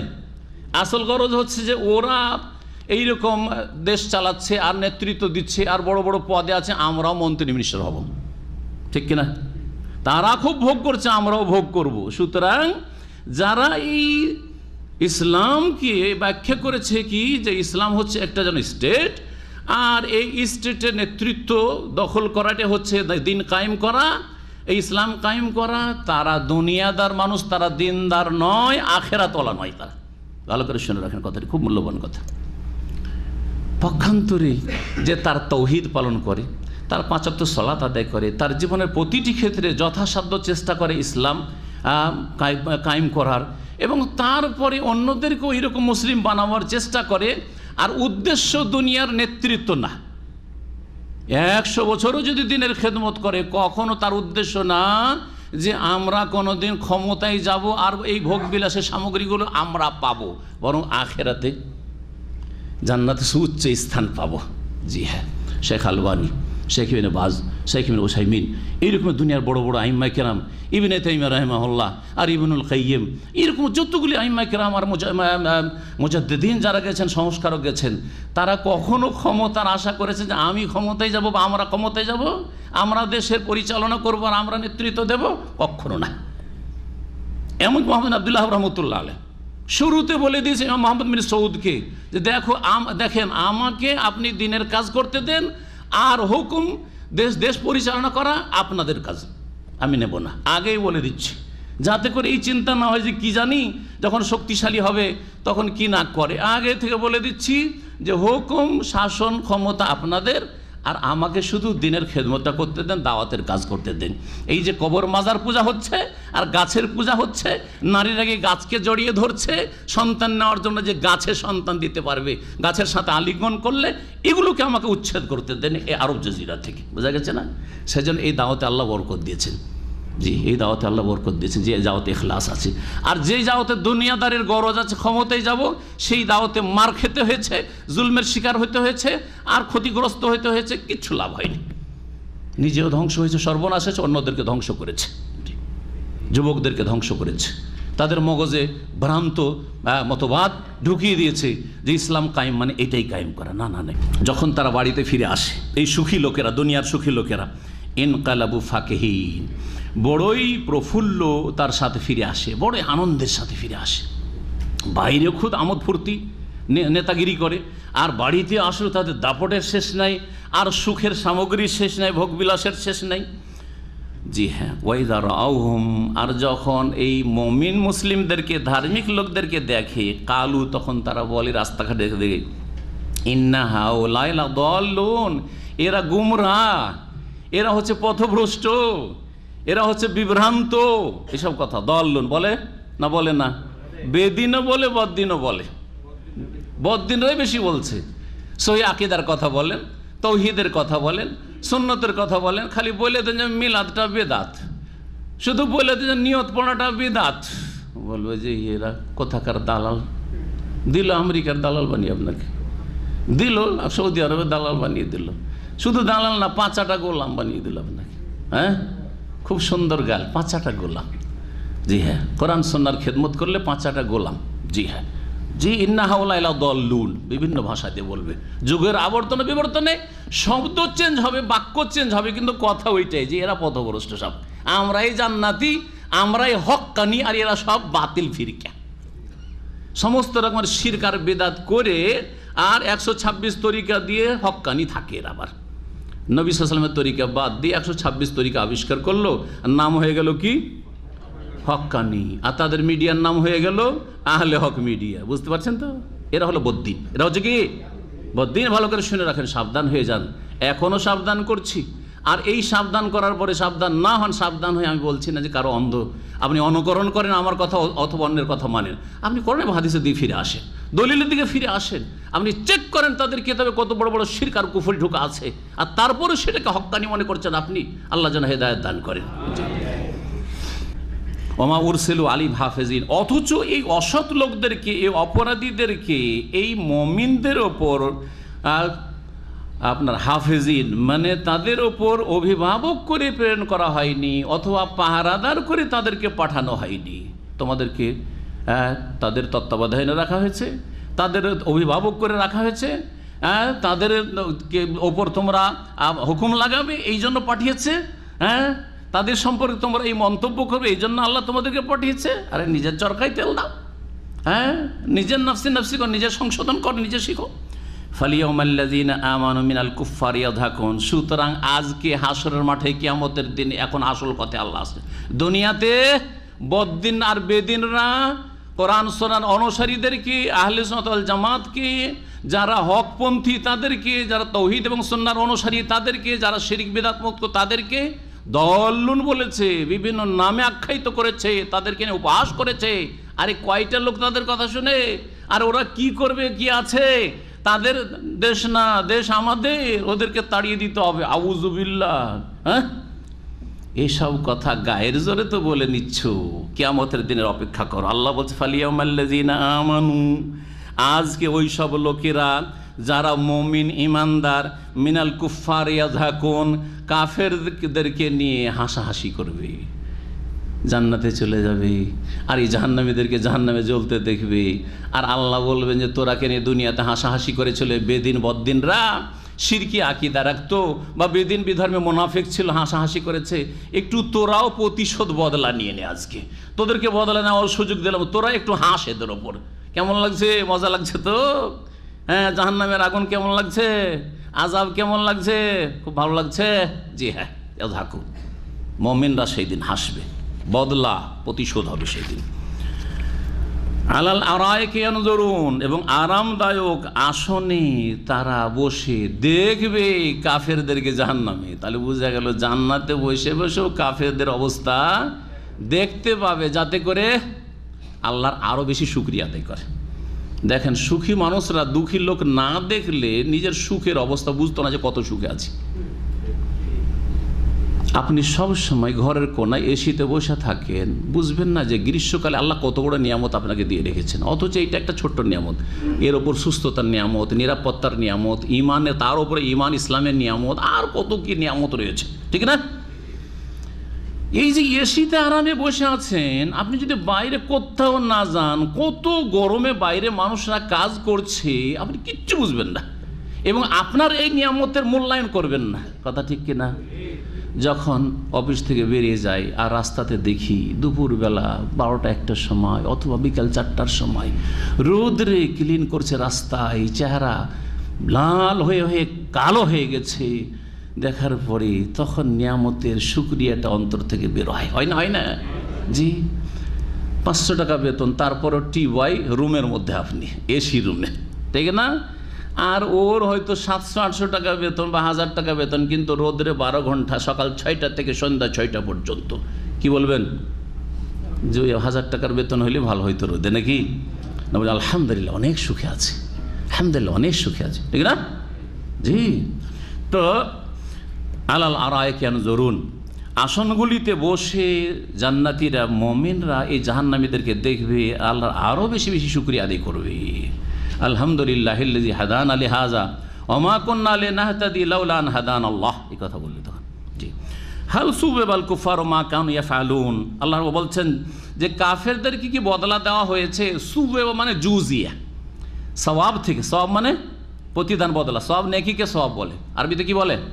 নেকি, যেটা বলছি আমরা ফার্সিতে, উর্দুতে, ওইটা হচ্ছে সওয়াব। এই সওয়াব থেকে সুবিবা, আর সুবেবা সা ওয়াও বা এ সাবা ইয়াসুবো বা আসাবা ইউসিবো, আসাবা ইউসিবো মানে জাজা ইউজাজি, বদলা দেওয়া।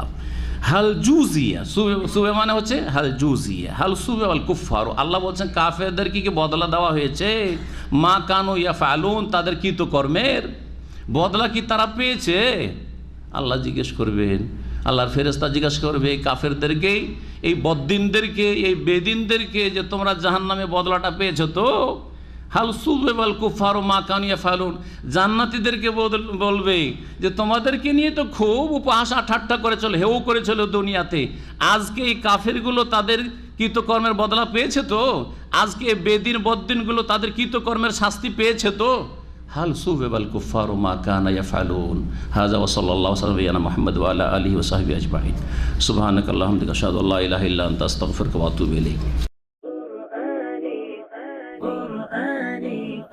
قرآني في قلبي دوما يغمرني من فيض ضياء آيات المولى تدفعني